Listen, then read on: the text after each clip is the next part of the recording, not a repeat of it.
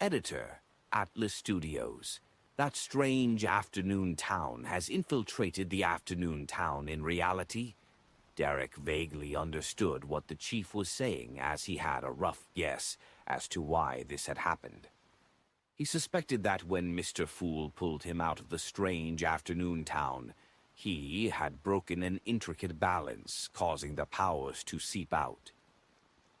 This also explained why Demon Hunter Colin Iliad didn't vanish immediately when he repeated the attempt. Just as Derek was wondering what kind of changes this would bring, the chief of the 6-member council, Colin, had taken out a luminescent powder from a pouch on his belt, and he scattered it in the air. The powder suddenly blasted apart, spewing silver light upwards. It made it appear extremely obvious in such a dark environment. Derek, Haim, and Joshua knew very well what this signal meant. It meant not to run about haphazardly. Stay in your area, be wary against any incoming enemies, and await rescue.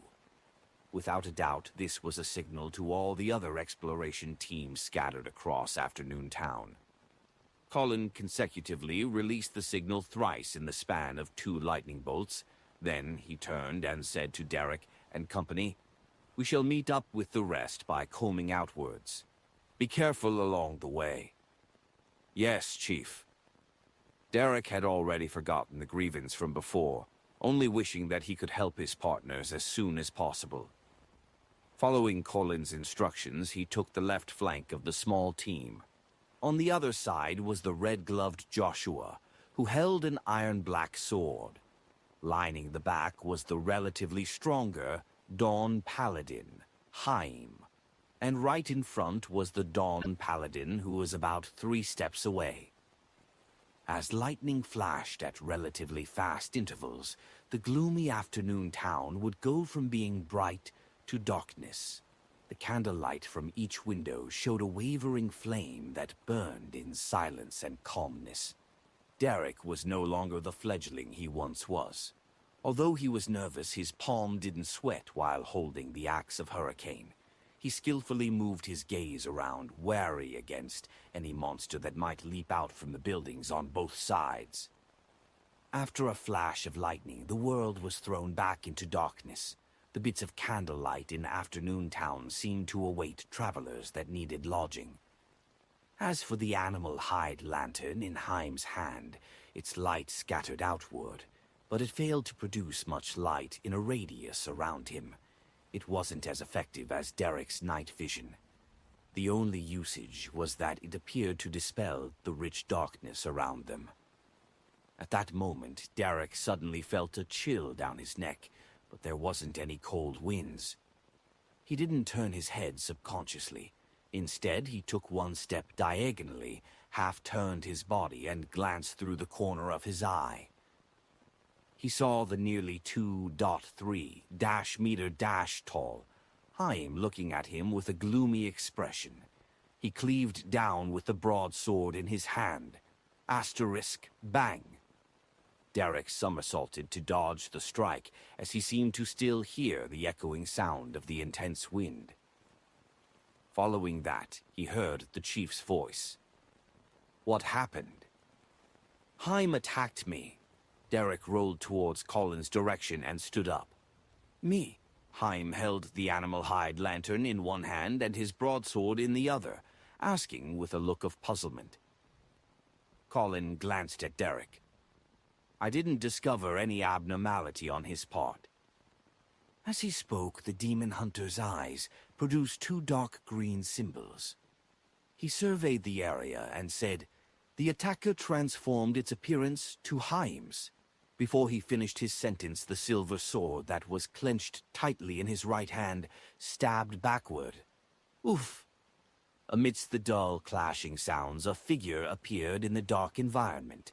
He had grizzled and disheveled hair with deep wrinkles. He had weathered but profound blue eyes, and he held a silver sword with light gray oil slathered over it, looking identical to Demon Hunter Colin. The only difference was his gloomy expression and dark skin. Bam, bam, bam. 2 silver swords clashed in midair, sending sparks flying. Meanwhile, Colin Iliad shouted with a deep voice, "Light! Light!" Derek instinctively raised his hands and pressed them to his mouth and nose. At that instant, he discovered 3 figures dashing out from the surrounding darkness. One of them was the tall and muscular Haim, another the red-gloved Joshua, and the last one was a tall person with a childlike appearance, Derek himself. Derek wasn't thrown into a fluster. He acted in accordance with the chief's instructions and released lustrous brilliance from his body. The 3 figures seemed horrified of this as they raised their palms to cover their faces while attempting to escape to the sides. However, their speeds were in no way comparable to the speed of light. The lustrous brilliances illuminated the surroundings, enveloping the 3 figures within. They opened their mouths and let out silent screams, but they soon dimmed and vanished. As the light surged outwards, the 2 demon hunters were consumed by the light. The actions of one of them immediately turned stiff and was impeded before losing its color and turning completely black. Oof! The silver sword with light grayish oil slathered on it penetrated the monster, but it seemed to stab into air, failing to cause any actual damage. At this moment, the black monster suddenly immolated itself, cracking into distorted shadows as they corroded the light and flames, inch by inch. Colin retracted his silver sword and turned his head to Derek and company. "The monsters this time are our shadows. Their weakness is the brightness of light." As he spoke, the chief's body produced a bright and holy light of dawn, illuminating the entire street as though it was day. This was a beyonder power a Dawn Paladin would receive from the warrior pathway. The reason why he didn't use it from the beginning was because the effects were obvious, and he had no idea what kind of accident it might bring. Now he was already aware of the weaknesses of these monsters in Afternoon Town. The light of dawn produced by the chief was like a domain. Haim gave up his plans on using a similar beyonder power. He continued holding up his animal hide lantern, and he followed behind Colin Iliad with Derek and Joshua as they turned into another street. Before long, the quartet arrived at a half-collapsed cathedral. The cathedral originally had a tower, and its entirety was made up of classical stone columns and masonry. They were heavy and dark. Passing through the door that even a giant would find wide, Derek followed the chief and came to the prayer hall. They saw the deity's statue destroyed, but the candle on the altar had been lit by some unknown entity. In front of the altar, a figure donning a Spartan white robe was prostrated there, praying so softly that no one could hear him. "He's not one of us." Haim, who also had night vision, was the first to discover the abnormality thanks to his height. "This means that it's not a monster that was transformed from our teammates' shadows." Derek helped Haim express the context between the lines inwardly. This meant an unknown, and an unknown often represented extreme danger. There should have been an exploration team here. Colin converged the range of his light of dawn to prevent himself from provoking the white-robed figure. Haim, Joshua, and Derek suddenly fell silent. Under such a situation, the absence of the exploration team's immediate appearance basically meant an undesirable outcome. Their minds raced as 2 men dressed in tight black clothes walked out from the right side of the hall. They were the 2 members of the exploration team at the cathedral. "Chief, those shadows are problematic. Leroy was swallowed by his own shadow." One of the teammates swiftly made his way to Colin and immediately said in agitation and fear, "Has someone already been sacrificed?"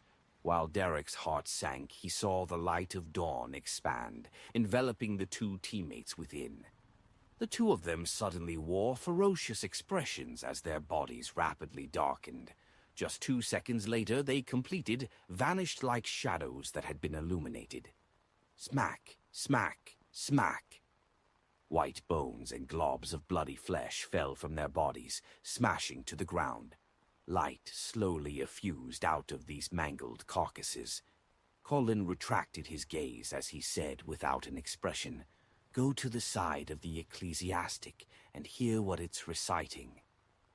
Derek and company nodded in silence as they set off towards the collapsed statue. About 10 steps later, they discerned the white-robed figure's appearance from diagonally across. He was a crying, middle-aged man with deep features.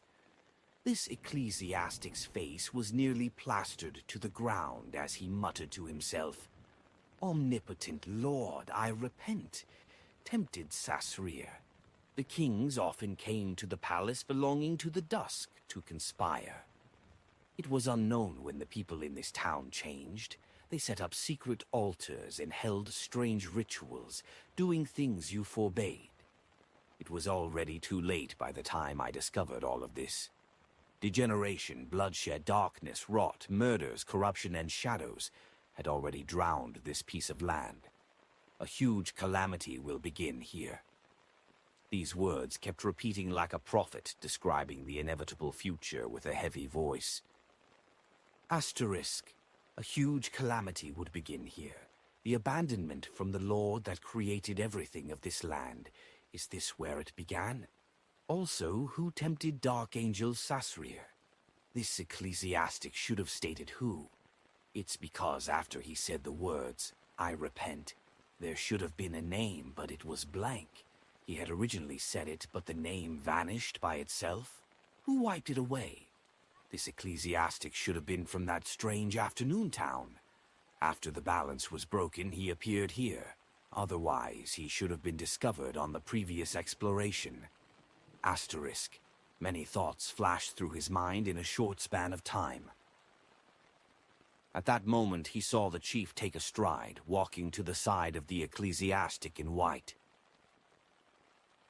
Klein woke up from his dream as the midday sunlight shone at his eyes from outside the window. He rolled out of bed and he unhurriedly arrived at the pirates' dining hall. When Frank Lee saw his arrival, he immediately waved at him. "German, I discovered something new.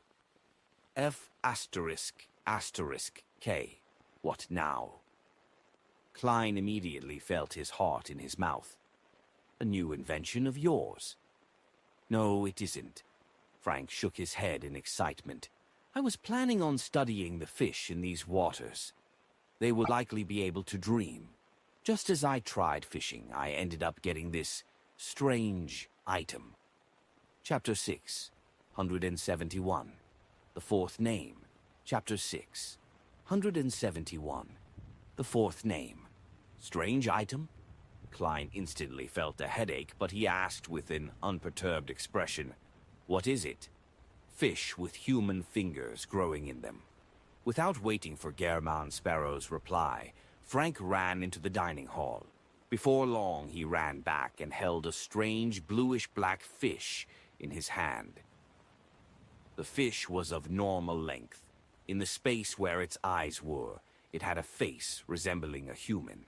Its belly had been dissected, and 3 bloody fingers could be seen stuffed inside. It wasn't inserted by me. It was originally like that. Look at its teeth. It's very unlikely that it will eat something like that, so it can only be the case of the fingers producing themselves. Of course, I'm currently unable to determine what the fingers will do to its body. Frank hurriedly explained his judgment. Klein glanced at the fish and said after some deliberation, "It might also be stuffed inside by someone."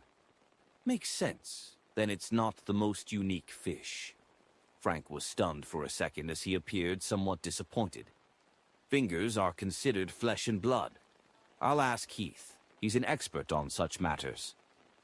As he spoke, he surveyed the area and found Heath Doyle, who was huddled in a corner eating. Frank quickly went over and placed the bluish-black fish before Bloodless. Heath Doyle extended his hands and pressed his face to the fish. Upon seeing this scene, Frank had a baffling feeling that something was amiss. He soon reacted and laughed.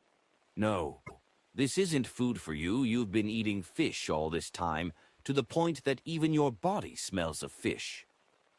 What I meant was to ask if you know the fingers inside the fish's stomach. Can you find its original owner?" Heath Doyle, stopped his leaning actions and carefully studied it for a few seconds. "They belong to a Rose Bishop's, at least a Rose Bishop's." He took out the 3 bloody fingers and stacked them together. After a brief moment, the fingers melted like wax, turning into a puddle of sticky flesh and blood. The flesh and blood squirmed as they drew a word in blood red. "Help! Fingers from a Rose Bishop. Help!" Upon seeing this scene, Klein instantly made some connections. He recalled the Saint of Darkness and Leo Master from the dream world.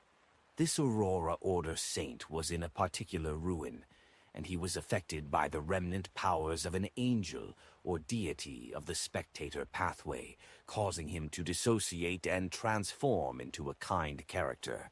This resulted in him being trapped there. His good and evil side constantly fought, often clashing at the psyche level. The main persona, which was more inclined towards the darkness, gradually held the advantage as the good personality hid everywhere in the mind world in search for help. Therefore, this is an attempt by Leo Master's good side to call for help. As a saint of the Aurora Order, he might very well have advanced from a shepherd, so it's nothing strange to have the beyonder powers of a Rose Bishop. Klein nodded in thought, believing that his judgment was likely close to the truth. Help? How? Frank Lee turned his head at Gehrman Sparrow with a blank look. "You should ask your captain, not me." Klein shook his head. "You don't have to bother. There are too many oddities with these waters." The reason for giving this opinion was that, from the dream, Leo Master's main persona held the absolute advantage. To really rescue him, he needed to make preparations to deal with a demigod. Although the good side would definitely interfere with it, all it could do was lower the Saint of Darkness's strength to a certain extent. It would still remain a demigod. Of course, with Queen Mystic on board the future, to make any actual attempts wasn't impossible. But if Leo Master were so easily rescued and have him become a completely good Saint of Darkness, Klein believed that the Queen would have long done so. The reason why she didn't take action had to be because it was unrealistic. For example, the place where Leo Master is at causes one's spirit to dissociate, so much so that Queen Mystic doesn't even dare challenge it. Leo Master's dream was only partially restored. It nearly made me face a situation I couldn't deal with. Finally, I resolved the problem quickly with the Sea God Scepter. If I were to meet him in the real world, I'd really suffer a dissociation in personality, becoming a member of an asylum. I would have to find a way to borrow the mental terror candle from Father Utravsky to have a chance of being treated. I can also get Miss Justice to treat me, but she's still lacking in strength at the moment. Klein recalled the past as he jested inwardly. Yeah, Frank Lee trusted Gehrman Sparrow a lot. Perhaps the fellow who's asking for help is long dead. Upon saying this, his eyes suddenly lit up as he stared at Heath Doyle. Jas, can you wipe out the mental imprint left on this flesh and blood? Yes, Heath Doyle replied succinctly. The ends of Frank Lee's mouth cracked open bit by bit as he smiled like a 200-pound child. I've always been very curious about the flesh and blood structure of a Rose Bishop. I've always thought of the outcome of using similar flesh and blood as the medium for crossbreeding. One day you will die amidst your experiments. Thankfully, I'll be leaving this ship soon. Klein had the baffling impression of a bratish child entering an armory. Heath Doyle, whose face was nearly translucent from the paleness, was taken aback for 2 seconds before sincerely saying, "Thank you." Why thank me? Frank Lee scratched his head, looking completely puzzled. Use. He's probably thanking you for being able to hold back your curiosity and not using his flesh and blood as the experimental subject. You are a partner worth trusting. The corners of Klein's mouth twitched a bit in an attempt to interpret the reason. He realized that the future's first and second mate had rather strange thought processes. Afternoon Town, in the half-collapsed cathedral. Colin stood by the side of the ecclesiastic in white and softly asked, "Who are the kings? What is the huge calamity? Who tempted Sasrir?" The ecclesiastic didn't seem to hear him as he continued prostrating to the ground. He repeated his words of penitence as though he was an illusory recording left behind by the environment. A wraith, specter, or an evil spirit? Derek looked in that direction, feeling somewhat nervous. Seeing no response from the ecclesiastic, Colin reached out his right hand, inching his silver sword towards the person. However, despite the sharp blade tip reaching the back of his head, the ecclesiastic remained in penitence, as though nothing had changed. Colin Iliad retracted his silver sword as he surveyed the area, with dark green symbols in his eyes. Then he walked diagonally to the altar ahead, as he cast his gaze onto the candle emitting a yellow light. After a few seconds of silence, he reached out his left hand and extinguished the entirety of the candlelight. The collapsed deity statue in the middle of the altar suddenly turned dim as the prostrating white-robed man finally stopped his penitence. He slowly lifted his head. It was a gloomy green, and his gaze was filled with hatred. Before Derek, Haim, and Joshua could react in time, the devout ecclesiastic had pounced forward with an exceedingly fast speed, drawing out an afterimage. Colin was already prepared for it. He took a step diagonally forward with his right foot, turned his body halfway, and swept backward with the silver sword in his left hand. On the sword, spots of light soared, instantly forming a gigantic storm.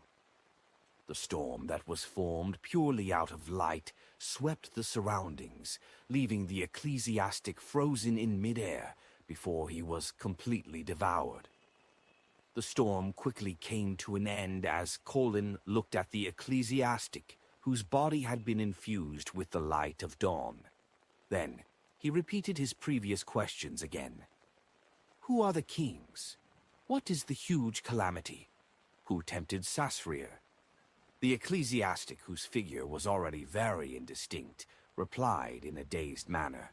The kings are Sasrir, Ouroboros, Medici. Just as he was about to say the fourth name, a transparent flame tore through him from the inside. The flame instantly engulfed him, burning him into a spreading black gas. Asterisk. So the kings refer to the kings of angels. What's the fourth name? Why did he self-destruct just as he was about to say it?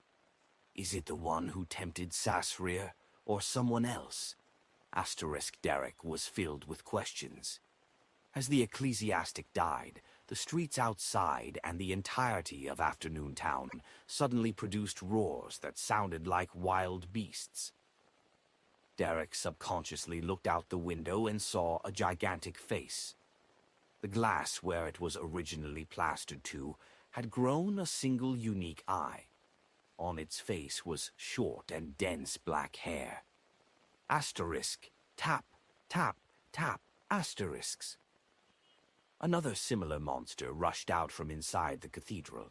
It had the build of an ordinary human and 2 eyes, but the surface of its body was similarly covered with short black hair that resembled a beast's. A degenerate town that has been completely corrupted, Colin sighed as he faced one of the monsters.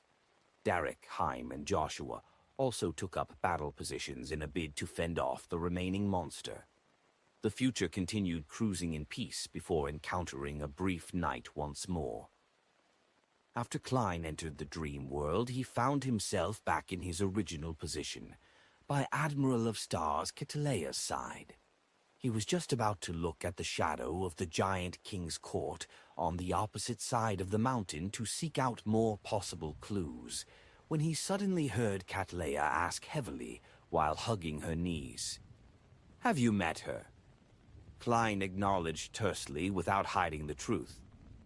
Catalea pursed her lips and asked, "She's on the ship?" "Yes."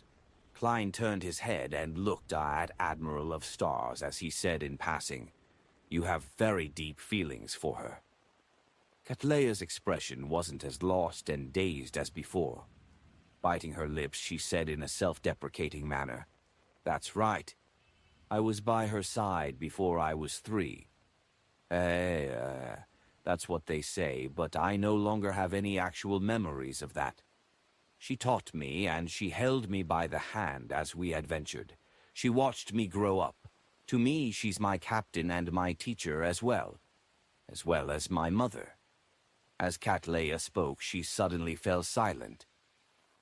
Chapter 6, 172, Bystander. Chapter 6, 172, Bystander. Upon glancing at the silent Catalea, Klein suddenly felt a little awkward. Inquai. He didn't speak again as he turned and jumped off the boulder. He walked into the black cloister through the half-open door. In the square, surrounded by a gloomy tower and the buildings, there were remnant fires from a war. Gigantic arrows were embedded in the ground, with the end of their shafts softly wobbling from the wind. Frank Lee was still digging and planting something, but there wasn't food by his feet anymore, but a pool of flesh and blood.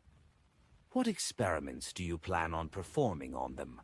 Klein, who walked past, couldn't help but ask. Frank smiled in excitement. "Plenty.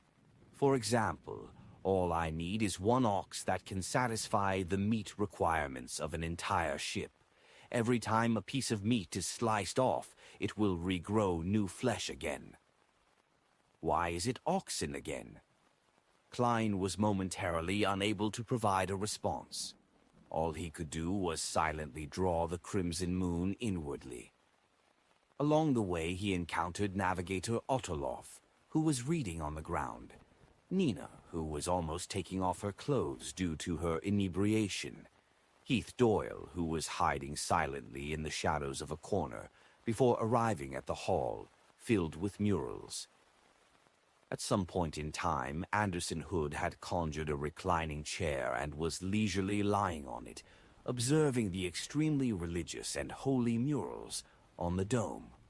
"Sigh, we're finally about to leave these cursed waters. It will just be another 2 noons and nights."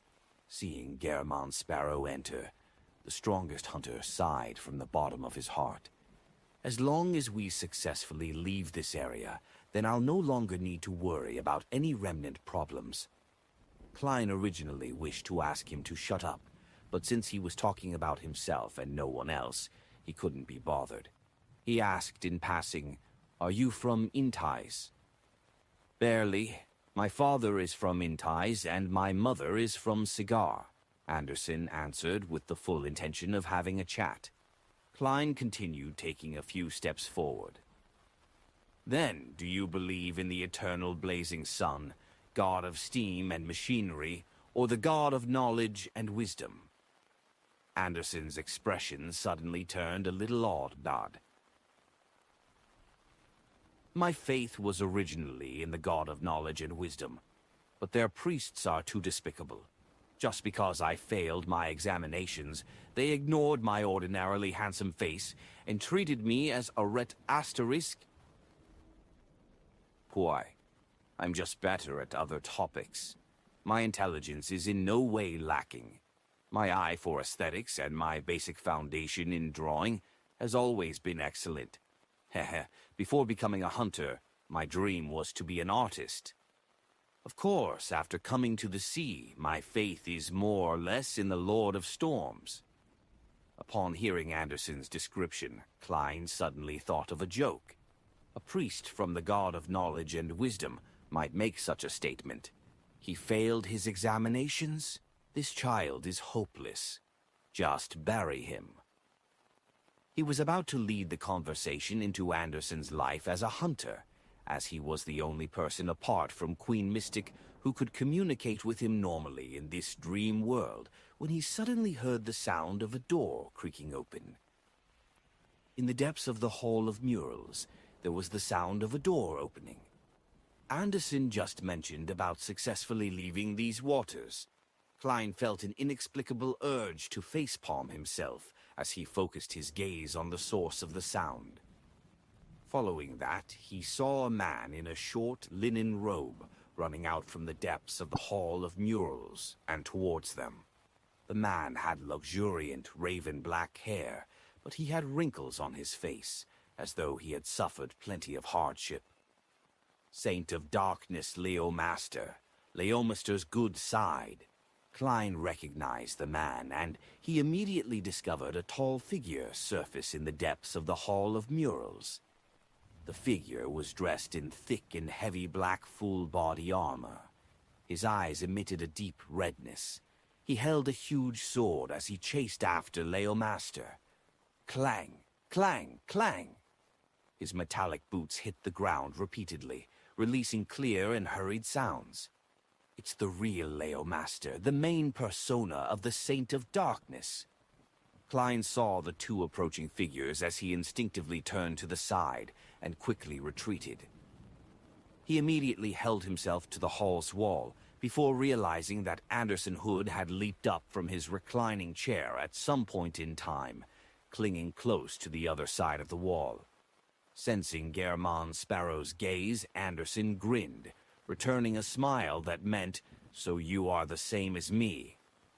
"Who's the same as you? This isn't cowardice. If you weren't around, I would have taken out the Sea God's scepter and fought the Saint of Darkness. I've always been considering what would happen in the real world if I were to help the good Leomaster kill the main persona in the dream. Yes, there are crew members from the future outside. If Leomaster's main persona really goes mad, Queen Mystic will definitely take action. It shouldn't be a coincidence that these two fellows left their own dreams and came here. Both parties are already very close in the real world. Perhaps someone had directed the good Leomaster over. Queen Mystic? Many thoughts flashed through Klein's mind. Leomaster, who was dressed in short linen robes, saw the two men ahead. He had wanted to cry for help, but in the blink of an eye he discovered that the two of them had escaped to the two ends of the hall, as though they didn't wish to partake in any of this. He desperately ran as he rushed out the Hall of Murals. The redness in the armored Leomaster's eyes darkened. He continued his pursuit, completely ignoring Klein and Anderson, who were clinging close to the mural walls. By the time they left the hall, Klein, who had some theories in mind, didn't hesitate to take a stride forward and rush out like a hunting leopard. Anderson raised his right hand and grabbed at thin air, failing to stop Germán Sparrow in time. This guy was still rather rational a moment ago. Why did he suddenly go mad? He discovered something? What a strange person. Anderson looked at the square outside, hesitated a few seconds, and finally chose to follow. They chased all the way out of the Black Cloister, and they arrived in the region where the Admiral of Stars was. Klein saw the linen-robed Leomaster circling around the boulder to escape his evil counterpart. Then he took the opportunity and faced the shadow of the giant king's court on the opposite mountains, praying softly with ancient Hermes, "The Lord that created everything. You are omnipotent and omniscient." After making another circle, the good Leomaster continued chanting, "You are the source of everything great. You are the beginning and the end. You are the God of gods. You are the ruler of the vast astral world."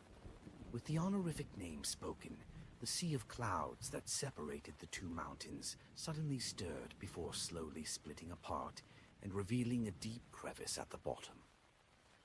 The shadow of the giant king's court on the opposite side suddenly sucked up the frozen dusk that was extremely distant.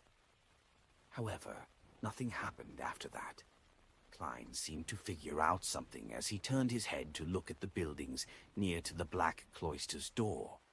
He saw that behind a clean floor-to-ceiling window, the beautiful but distant Queen Mystic Bernadette was watching everything that was happening in silence. She was indeed the one who made the good Leomaster escape from his dream and arrive here. Since a listener from the Aurora Order was able to bring little Jack into the forsaken land of the gods, it doesn't make sense that the Saint of Darkness isn't able to do so, when there's no path ahead, and with him seeing the shadow of the Giant King's court, Leomaster's split personality will definitely wish to escape into it. Hence, he demonstrated the way to enter the forsaken land of the gods to the person observing in secret. Klein retracted his gaze with great certainty. As for why Leomaster didn't succeed, he believed it was because he wasn't in the right location. He needs to be deep in those waters, and he needs to find a particular spot that is surrounded by danger and strangeness. Then, only by chanting the honorific name of the City of Silver's creator in the dream brought about by the night, will the passage that's hidden in the shadow of the Giant King's court be opened. Following that, one can enter with the aid of a dream, bringing one's body and ship to transmigrate through the fog that mixes reality and illusion so as to reach the shores of the forsaken land of the gods. Klein thought of certain possibilities. To him, the method of entering the forsaken land of the gods wasn't something he needed to care about. If he wished to do so once he advanced to Sequence 4 and truly obtained a certain level of godhood, he could get Little Sun to set up a descent or bestowment ritual for him to directly descend. However, if he used this to reverse engineer the way to leave the forsaken land of the gods, it would be extremely useful. This was priceless for the City of Silver. From the looks of it, the key to leaving the forsaken land of the gods is really in the Giant King's court, but as to what it is, there's no way of guessing it. Amidst his thoughts, pea vines rapidly grew out from the soil, instantly turning the area outside the black cloister into a green forest. And it also forcefully separated the Saint of Darkness's main persona and the good persona. Then Klein saw through the gaps of the pea vines that Katleya had stood up. She was no longer sitting there hugging her knees. Sizzle! Derek first did a roll before he jumped up, cleaving down at the giant's leg, which was covered in short black hair. Stimulated silver lightning smote down, causing the single-eyed monster to tremble as he stood rooted to the ground. Derek didn't miss this opportunity, as he immediately opened up his arms. Bright and pure holy light descended and enveloped the mutated giant. In the brilliance, the monster collapsed with a tragic cry as its body produced black fog. After a series of battles, Derek discovered that the monsters produced by the strange afternoon town were all afraid of intense light, despite their different traits. Such an experience had allowed him to avoid injuries, allowing his teammates to keep their lives. After a while, when Colin finished the strongest monster, Afternoon Town was restored to its silence. All the lit candlelights were already extinguished. The chief of the 6-member council surveyed the area before saying with a sigh, "Let's regroup before we set up camp." At that moment, the teams that had gathered together had already been reduced to a third. There were only 6 people. Colin Iliad's true goal was actually the Giant King's court. Their encounter in Afternoon Town had made him realize that the exploration couldn't be done in haste.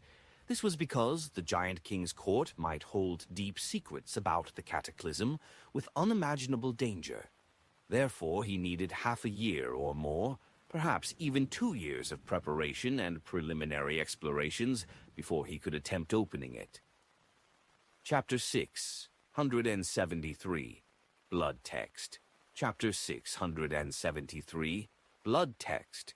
Layers of pea vines that appeared as though they were capable of weaving into a stairway into heaven, dropped and shrank back into the soil. Be it the Saint of Darkness's main persona, or Leomister's good side, they vanished. Only Catleya stood at the top of the boulder, surveying her surroundings with a blank look. Queen Mystic threw Leomaster's main and good side back into his own dream. Or did she pull them elsewhere in an attempt to understand the unique traits necessary for entering the forsaken land of the gods? Seems like it's impossible to pull these two personalities into different dreams. Otherwise, Queen Mystic would have long conversed with the good Leomister individually, as well as agree to help him defeat the devil in exchange for relevant information, without going through so much trouble. Of course, to truly kill off the Saint of Darkness's main persona, perhaps one will have to enter the dangerous ruins in the real world. Even Queen Mystic wouldn't dare to attempt it, as it might produce an evil queen who abides by do as you wish and do as much harm. Klein turned his head once again in thought, looking at the nearby buildings around the black cloister's door. He saw that the figure belonging to Bernadette had vanished behind the clear floor-to-ceiling windows. Klein didn't attempt to seek her out to figure out if Queen Mystic had obtained more information from Leomister's good side. This was because he remembered Garamond Sparrow's core persona, Mr. Fool's Blessed. An Admiral of Stars knew very well that, in Mr. Fool's tarot gathering, the sun came from the City of Silver in the forsaken land of the gods. To say that Mr. Fool didn't know the method of entering the forsaken land of the gods was unbelievable. Therefore, as a blessed, Garamond Sparrow definitely lacked the motivation to delve deep into the matter. There are many matters where the case is true that a persona which brings you success will also make you fail. This is a flaw for Faceless. Klein retracted his gaze and looked back at the shadow of the Giant King's court on the opposite mountain, only to realize that the frozen sunset was slowly returning to the horizon. On the same mountain, the boulder remained standing as Catleya slowly sat down again, hugging her knees. Noon and night switched thrice, but the actual amount of time that had passed in the outside world was just the daytime of a single day. The future circled around the dangerous ruins and dodged the latent dangers hidden in the safe sea routes before finally arriving near the entrance of those waters. Klein and company once again saw the ruin, which was mostly submerged with seawater from the very beginning. They saw the gray stones and columns as well as the huge dome at the top. Previously, they could hear loud and clear panting sounds. Bloodless had even painfully pointed out that a corpse was hidden in those ruins. And that corpse was very likely to be the source of the panting. At that moment, the ruin that hid immense danger no longer brought fear to the people on board the Future, but joy. This was because it meant that they were about to leave the ridiculous and terrifying waters. At some point in time, Nina had already climbed up to the tall crow's nest and said loudly as she looked at the ruin, "Hey, there's a ship." Ship. Klein circled around Anderson Hood, who was blocking him, and approached the shipboard as he focused. Indeed, on the right of the stacked stones and stone columns, there was an ordinary three-mast sailboat docked by it. As there was something in the way, it would be difficult for the people on board the Future to notice it if they weren't viewing it from a high vantage point or looking carefully. The sailboat floated there without a single sailor on board. The silence made it terrifying. It's as though it was all eaten by the ruin. Anderson came over and shook his head with a sigh. In these waters, one mustn't go close unless one knows the ruins well. A person who dares outline the mural of an angel of fate doesn't have the right to say that. Your treasure hunting team claimed to be rich in experience, but in the end, aren't you the only one left from it? Klein didn't turn his head as he lampooned. At this moment, Catleya also came to the deck as she looked at the sailboat docked by the ruin. During this entire process, she didn't give Garamond Sparrow a glance. It was as though he didn't exist. After a brief moment of silence, Kitleia raised her hand to remove the heavy glasses on her nose bridge. The deep purple hue in her eyes swirled as though she was trying to outline one complex symbol after another. A pair of eyes suddenly appeared above the empty sailboat. They were a pair of illusory, translucent, dark purple eyes. The pair of eyes slowly moved and circled the deck once before entering the cabin. This Beyonder power is very useful. Speaking of which, based on the means demonstrated by Queen Mystic and Admiral of Stars, the Beyonder powers of a mystery prior has some of the highlights of fairy tales. Man, will Queen Mystic be able to turn people into frogs?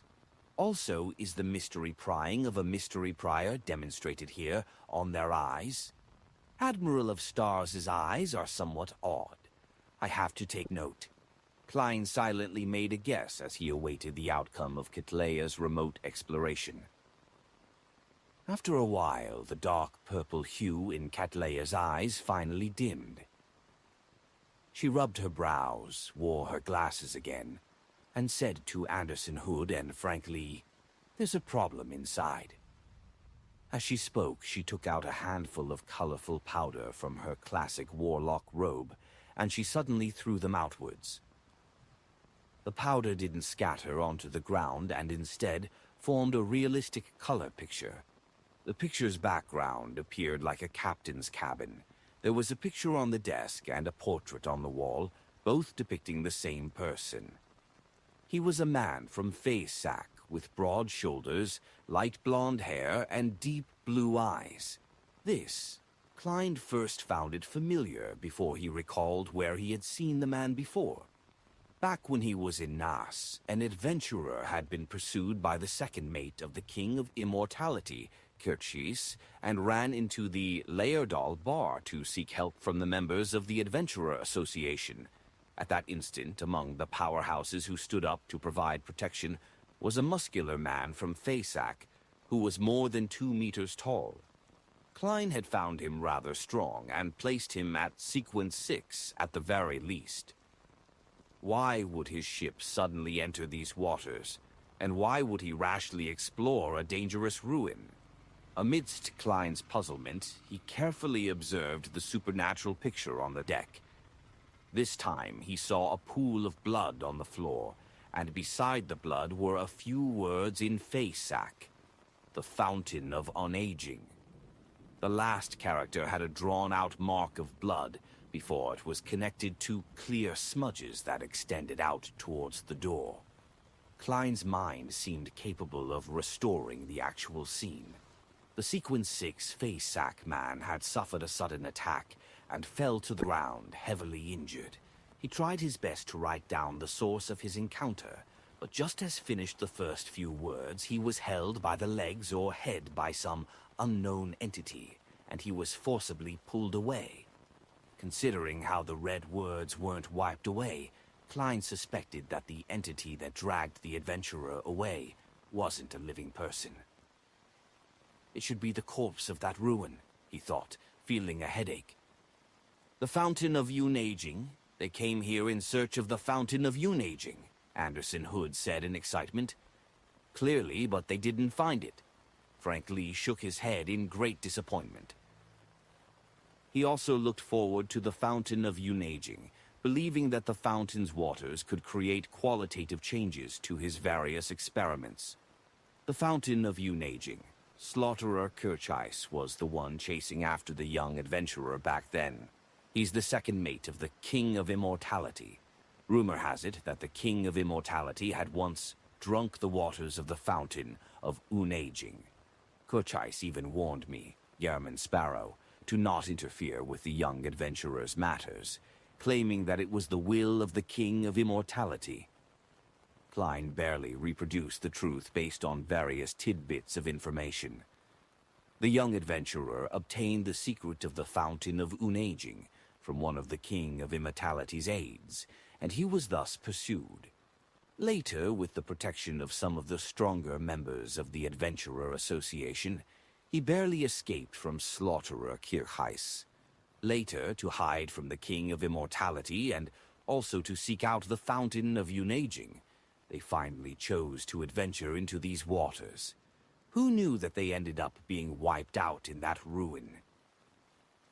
Could it be that the fountain of Unaging is hidden deep in that ruin? Klein looked at the stacked gray stones and stone columns as he vaguely made a prediction.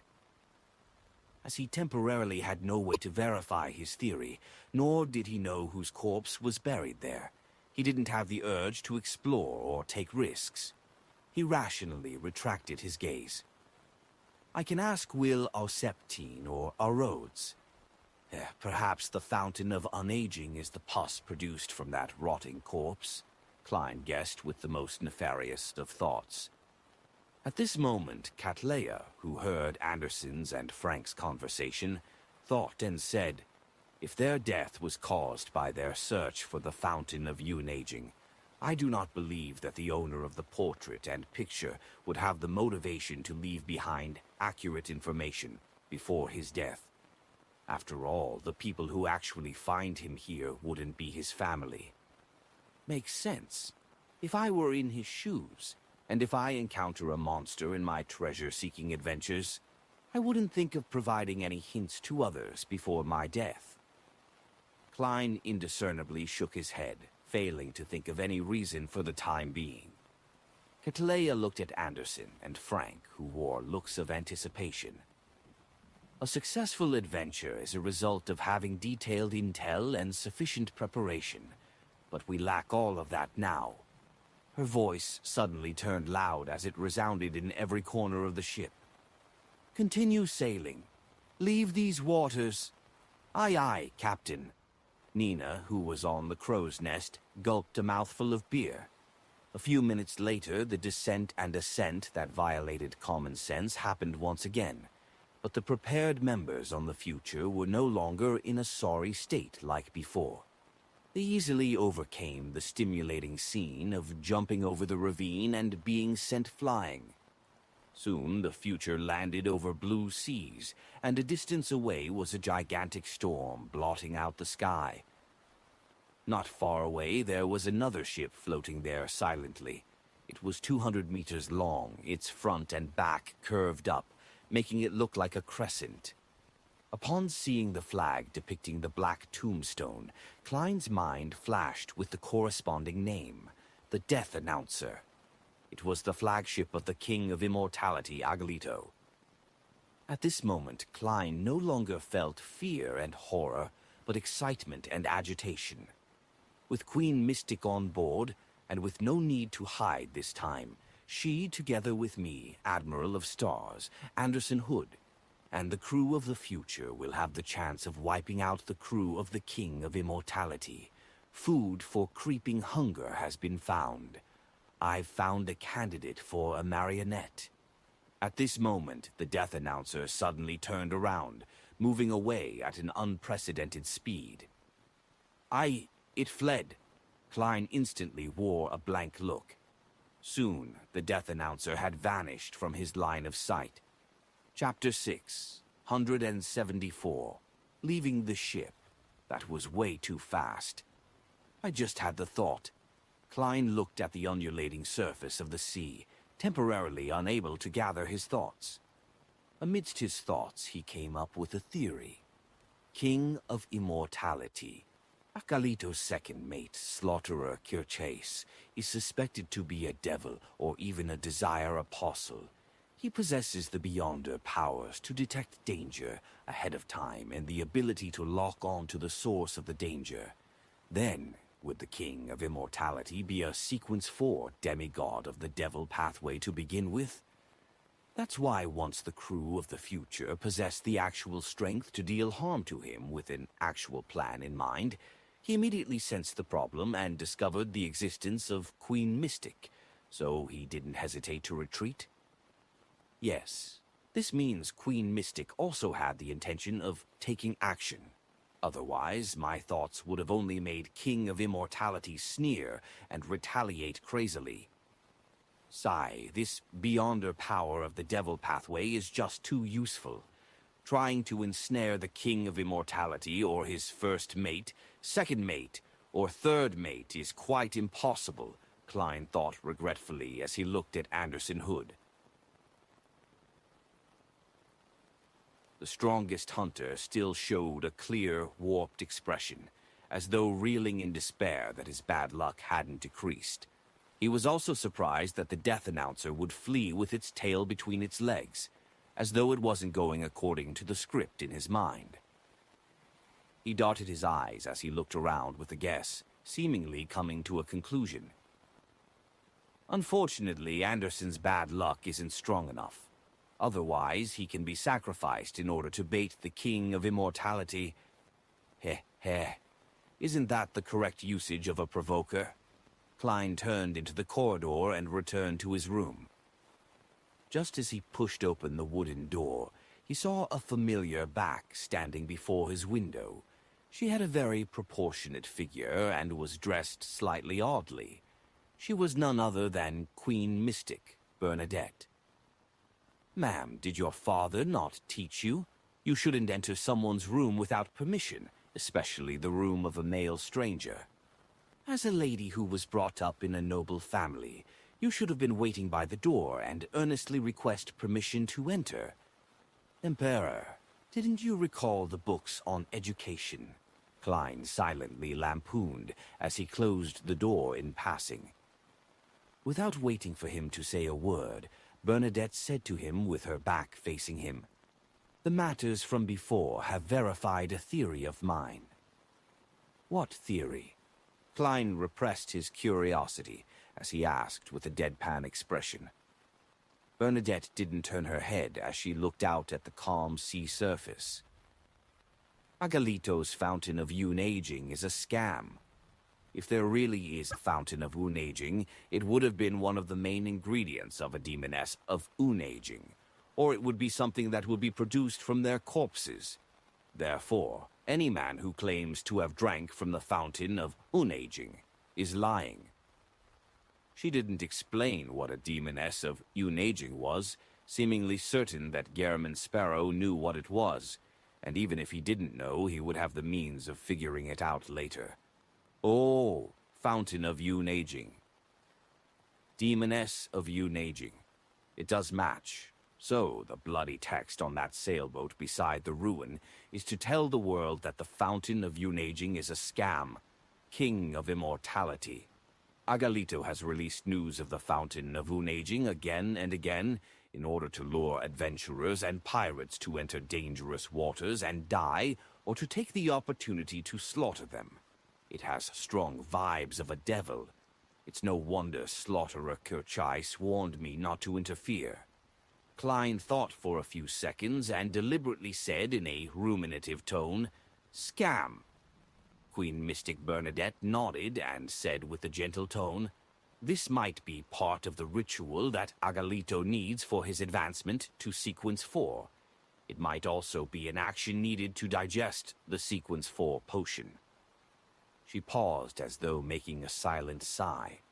Then she said, "That's because the Sequence 4 of his pathway is demon." Demon? Sounds deceitful. Creating a treasure scam to harm others that does match the style of a demon. Klein was instantly enlightened. At this moment, Queen Mystic turned around as she cast her gaze through her checkered black veil and towards Gehrman Sparrow's eyes. "It's my turn to provide information." Klein deliberated for 2 seconds. According to the analysis of limited diary entries, Emperor Roselle suffered an extreme predicament in his later years. This forced him to come up with the idea of attempting something crazy. In this aspect, he was extremely frank.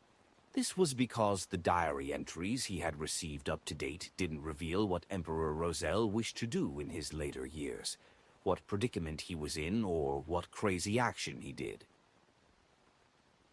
Therefore, by providing this piece of information, he was hinting to Bernadette that to know the truth, she had to hand over the diary entries of Emperor Roselle's critical period to Admiral of Stars Kitlaya. Bernadette remained silent for a few seconds. As the dark clouds moved through the sky, allowing the sunlight to shine from the outside, The queen that reigned over the 5 seas suddenly dissociated like bubbles, shattering and disappearing. The light refracted from the bubbles had produced different colors, filling the room with a fairy tale-like dreamscape. If not for the hidden sage, the mystery prior pathway is really interesting, Klein reflected as he tapped his left thumb on the first segment of his index finger twice. He activated his vision of spirit body threads, but he didn't discover any additional black threads. This meant that Bernadette had already left. Phew. Klein silently sighed and quickly deactivated the vision. Just as he was about to lie in bed to take a rest, he heard brisk footsteps approach. Knock, knock, knock. Someone knocked at his door. Who is it? Klein sat up. It's me. Catleia's voice sounded. Klein went over, feeling puzzled as he opened the door. He didn't ask what it was about as he coldly looked at her, his gaze expressing everything. Catleia nudged the heavy glasses on her nose bridge and said, "Coming out from those waters doesn't bring us back to where we entered. We are less than 100 nautical miles away from Toscarter Island. It will take about 3 days to Nass. Where do you wish to return to?" The entrance and exit are different. Klein was surprised as he asked in a confirming manner, "Then is it possible to enter those waters from this place?" "No, we will directly fall into that bottomless ravine of the ocean. According to the results of divination, the people who did so are dead in the true sense of the word," Catleia explained simply. "Is that so?" Klein thought before saying, "To Toscarter Island." The reason why he didn't choose Nass was because they were close to the next tarot gathering. He didn't wish to do something that took plenty of time on the future. Furthermore, Toscarter Island was the easternmost colony of the Lowen Kingdom. The currency used was pence, soli, and gold pounds. Klein no longer needed to consider the problem of foreign exchange. All right, Catleia had no views on this. Watching her turn and walk to the captain's cabin, Klein shook his head slightly and sighed inwardly. If you had come earlier, you would have met Queen Mystic. In the evening, the future arrived at the port of Toscarter Island as it forcefully docked there. Klein dressed up as a gentleman, carried his leather suitcase, and came to the deck. He then handed over the final payment placed in his 2 pockets to Admiral of Stars Catleia. After subtracting the pugilist, beyond her characteristics worth 700 pounds, it was a total of 1,300 pounds. As such, Klein's wealth was reduced to 8,436 pounds and 5 gold coins. Catleia received it in silence and opened her mouth as though she wanted to say something, but she ultimately didn't say a word. "Are you getting off here, or are you going somewhere else?" She turned to look at Anderson Hood. Realizing that Garamond Sparrow was about to leave and that he was on a pirate ship with him, hunting several pirates in the past, Anderson immediately smiled. "I'll get off here. You can now make payment." Catleia didn't spare him just because Anderson had borrowed clothes from the pirates. All right. Anderson didn't hide his heart-aching expression as he reached out and pulled off an ordinary button in the middle of his shirt. Reluctantly, he handed it over. "This is what I acquired from those waters. It's from the corpse that originated from an explorer from the Lowen military. I'm not sure of its original name, and I can only call it by its corresponding sequence 6 due to the powers it exhibits. Yes, Judge. Its negative effects aren't especially strong. It makes its wearer easily offend people or monsters. Perhaps one might end up being targeted by a demigod. This isn't something you can call not especially strong. If I were Admiral of Stars, I would have chosen that sword of yours," Klein lampooned as he watched Catleia receive Anderson's payment for the boat ride. He didn't bother with their affairs as he lifted his suitcase and left the future, arriving at the pier of Toscarter Island. Bang! Anderson Hood leaped off the deck and landed beside him. "Let's get some drinks. To celebrate our departure from those cursed waters." The hunter invited him with excitement in a relaxed manner. Klein swept his glance at him, refusing his offer with his eyes. All he wanted was to put a distance between him and this fellow who had bad luck and a provocative halo. "All right." Anderson looked to his sides, cleared his throat, and said, "Can you lend me money? As you know, everything that I had has sunken in those waters." Having said that, he laughed. "Don't worry. I'll return what I owe tomorrow morning. There are plenty of pirates in Toscarter's bars and brothels. I plan on getting them to sponsor me a little.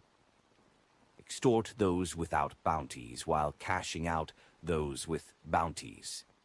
Klein tisked inwardly and handed him a 5 soldi note. "That little?" Anderson said with his mouth agape. "It's enough for your drinks, meals, and hotel," Klein calmly replied. "Besides, this is £1 in cash." £1. Anderson rubbed his eyes and said with a helpless smile, "All right, it's £1. I'll return £1 to you tomorrow morning." Chapter 6, 175, Building Ties. Afraid that Gehrman Sparrow would go back on his word, Anderson grabbed the 5 soldi note as scenes of ordinary beef sizzling over flames and alcohol beverages without any additional sedatives surfaced in his mind. Well, this fellow actually accepted it. I was just saying it in passing in order to accentuate my persona, as well as to let him understand that it isn't so easy to borrow money from me, so as to prevent him from hunting pirates and returning to the Fog Sea after borrowing a huge sum of money," Klein mumbled inwardly. To him, a sequence 5. Hunter wouldn't starve or have nowhere to stay when placed in a place with plenty of pirates, even if he didn't have a single penny. He indiscernibly shook his head and was about to leave the dock when he suddenly heard a boorish shout, "Gehrman!" Upon hearing Frank Lee's voice, Klein shuddered as he turned around, his nerves taut. The first mate of the future, the poison expert with a £7,000 bounty, stood by the shipboard and held his hands to his mouth. As though broadcasting his voice, he asked, "Where will you be most of the time? Where should I write letters to?" "I wish to share with you the latest results of my research." "I don't wish to know. This fellow probably doesn't have many friends, and I dare to be one of the many people he thinks of as friends, but doesn't treat him as one.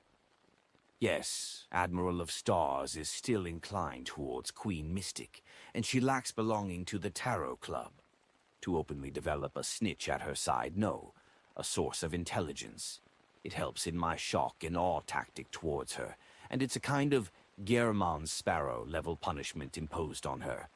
With this as a bedrock, it would be reasonable and natural for Mr. Fool to punish her." Klein's thoughts raced as he took out a notepad and fountain pen used for divinations from his pocket. He scribbled down the summoning ritual needed to summon his messenger, and he didn't forget to include the additional requirement of a gold coin. With a whoosh, Klein flicked his wrist, sending the note flying at Frank Lee like a dart, landing accurately in his hand. "Excellent." Frank Lee glanced at the information on the piece of paper and waved his hand in delight. Klein didn't delay any further as he picked up his leather suitcase, left the dock, and began searching for a hotel. During this process, he was originally very adamant about objecting to Anderson's request to stay in the same hotel, but on second thought, he agreed to it. He was afraid that this fellow, who was plagued with bad luck, would get into trouble again, bringing about a disaster to the innocent guests and attendant. Therefore, he decided to monitor him up close and decisively handle the problem, if required.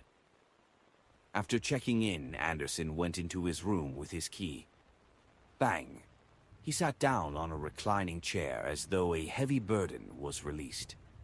After leaving those dangerous waters, he finally felt like he was human again. He didn't need to worry about suddenly dying. After he laid there silently for a while, Anderson Hood slowly got up. He took out a flask that had an outer lining made of iron, flipped over a glass cup, and poured himself some hot water. He believed that he should recollect himself and begin visiting the bars. After drinking some alcohol and filling his stomach, he could seek out some sponsors. After the hot water cooled a little, Anderson raised his cup and gulped it down comfortably. Suddenly, he coughed intensely as his face turned a little purple. Cough, cough, cough! Anderson reached for his throat, but he didn't seem capable of taking a single breath. With a crashing sound, the glass cup fell to the floor from his hand, shattering across the ground. Cough, cough, cough! Anderson's coughing weakened as his face turned purple. At that moment, his eyes seemed to produce a spark as the veins on the back of his hands squirmed like they were alive. Bang! Anderson fell to the ground, convulsing a little before becoming motionless. His breathing even seemed to come to a halt. Seconds later, the corpse, like Anderson, suddenly got up as he rubbed his face in fear. Damn it, I almost choked to death from drinking water. If that really happened, then I might be the hunter with the most laughable cause of death. Thankfully, I bought this item at great cost before entering those waters. It finally came in handy today. As he spoke, Anderson took out a doll formed of straw from a secret pocket in his vest. Ink was used to simply draw 2 eyes, a nose, and a mouth. The doll's surface had already been corroded as pitch-black liquid dripped down, drop after drop. In about 8 seconds, it was completely reduced to a liquid, turning into a stain on the floor. My bad luck hasn't decreased at all, and it has even gotten worse. German Sparrow once told me of a prophecy, saying that the most lethal danger often lies in day-to-day life. Anderson paced about as he carefully avoided the glass fragments at his feet, afraid that it would cause him another death. No, I need to save myself. I need to save myself. Anderson pulled open the door and carefully walked out. He came straight to Klein's room, reached out his finger, and rapped on the door. Soon, the wooden door, which was neither too solid or hard, opened without a sound. German Sparrow, who had only taken off his coat, appeared before Anderson. Anderson forced a smile and said, "Are you pleasantly surprised?" Creak! The door closed right in front of him. He was first stunned before he muttered to himself with a stiff expression, "I should change the way I talk." Thump, thump, thump. He knocked on Klein's door again. The door quickly opened as a revolver was pointed at him. "Ha-ha, I just wanted to ask if you know any Beyonders who can improve my luck." Anderson raised his hands midway, wildly hinting for German Sparrow to provide him with the details of the powerhouse that informed him of the prophecy. "Too late. I've no idea where Queen Mystic is. She didn't leave me a way to contact her. But since my messenger's summoning ritual is known to Frank Lee, it also means Admiral of Stars knows of it, and that means Bernadette knows of it. Also, after returning to Backland, I can seek out Miss Sharon's help. Queen Mystic is in her circles, even though the frequency of her appearance isn't high." Klein gave Anderson Hood a look of pity. He wasn't fond of this strongest hunter, often mocking him inwardly and expressing all kinds of nefarious thoughts towards him. After all, Anderson was partially responsible for him losing his cufflink. However, it was only limited to his thoughts. He had no intentions of actually putting it into practice. If Anderson truly sought his help, he similarly wouldn't reject him. Klein thought for a moment before saying, I can help you ask, and I'll give you the answer tomorrow morning. But I suspect you don't have the means to pay me. I'll go make my rounds at the bars later. Furthermore, I have plenty of stashes in the Fog Sea, Anderson replied without hesitation. Klein nodded, and as he closed the door, he said, "Meet you tomorrow morning. I hope you can survive until then." Creak. The door was locked once again. "Is that a curse, or was he wishing me luck?" Anderson whispered, with a wry smile. "According to my experience, there probably wouldn't be any accidents in the next 2 to 3 days." Inside the room, Klein returned to his desk. On it was a letter that already had the introduction written, as well as an unfolded paper crane.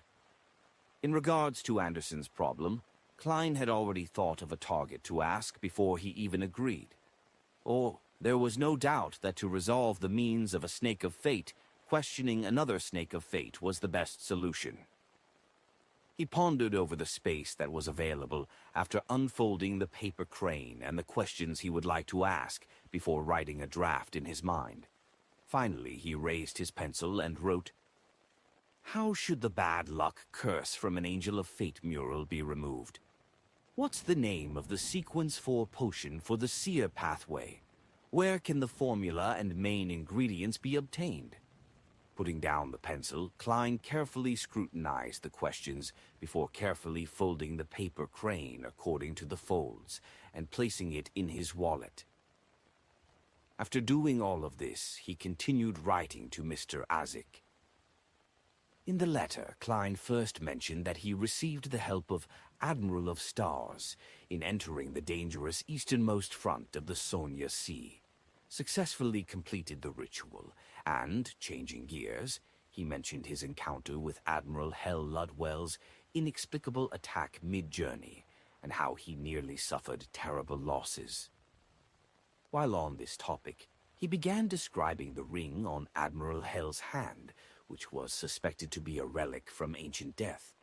He asked very subtly if Mr. Azik had any recollection of it, or if he needed to obtain it to study it, so as to invoke more memories.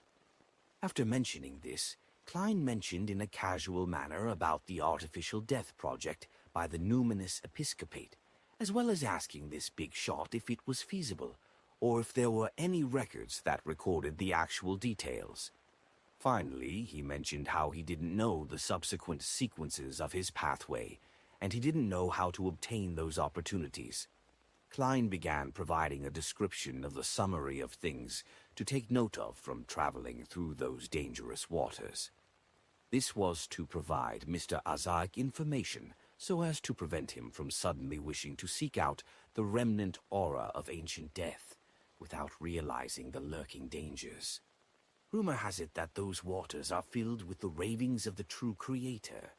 The higher the sequence, the clearer one will hear it, making it easier to be influenced and resulting in madness or a loss of control.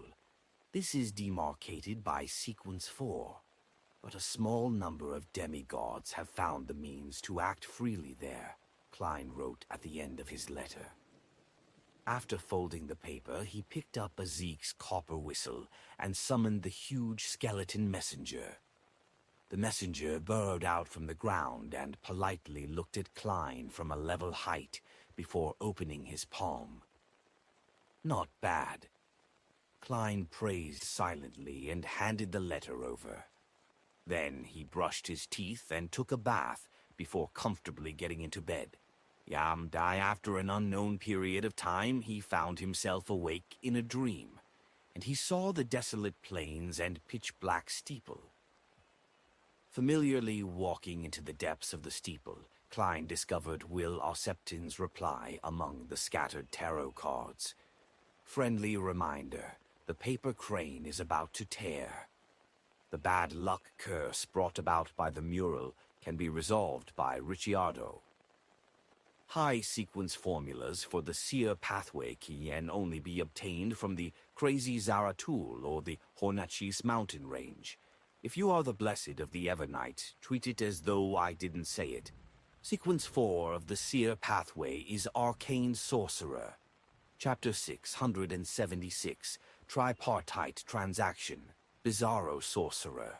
Klein suddenly woke up from his dream as he opened his eyes to see the dark night. "It's not noon yet. It's still very dangerous," he mumbled, before returning back to sleep. At this moment, he finally recalled that he had already left those dangerous waters. He wouldn't vanish or go missing if he wasn't sleeping at the end of the night. Oh, phew, it's this kind of stable environment that's good. I have to say that mysteriously vanishing due to not sleeping after dark is something that can be used to scare kids, making them not dare to sleep late. I was often scared by such stories when I was young. Klein sat up, walked to the desk, and poured himself a cup of water. After a moment of silence, he gulped down a mouthful of water as he gradually recovered his ability to think. Zaratul really went mad. What exactly did he encounter, or what happened to him? Bizarro Sorcerer. Sequence 4 is called Bizarro Sorcerer. The seer pathway's main focus is on being tricky, crafty, pranky, and paranormal, or should it directly be summarized as being bizarre? Yes, clown, magician, faceless, and marionettist do give me such a feeling. Seer appears to be an exception, but in the eyes of others, the style of a charlatan might appear rather strange and terrifying at times. That's why Zaratul said that fate isn't the main domain of this pathway. Also, it's clear that beyonders of this pathway are more inclined to being spellcasters. According to Will Osseptin's explanation, there are 3 methods to obtaining the potion formula to Bizarro Sorcerer. 1. Seek out the secret order and find the mad Zaratul. 2. Head to the main peak of the Hornasus mountain range and find the treasures left behind by the Antigonus family. 3. Obtain it from the church. For example, that Antigonus family's notebook might contain the corresponding formula. But each one of these 3 options is more dangerous than the other. According to Emperor Rosel's description, Zaratul was a Sequence 2 miracle invoker a long time ago, a true angel. Later, he even advanced to Sequence 1. He's equal or slightly weaker than a king of angels. The crazy him, no. Him might have gone mad, but it's likely that he will be more difficult to deal with. At the very least, there's no possibility of me convincing or tricking him.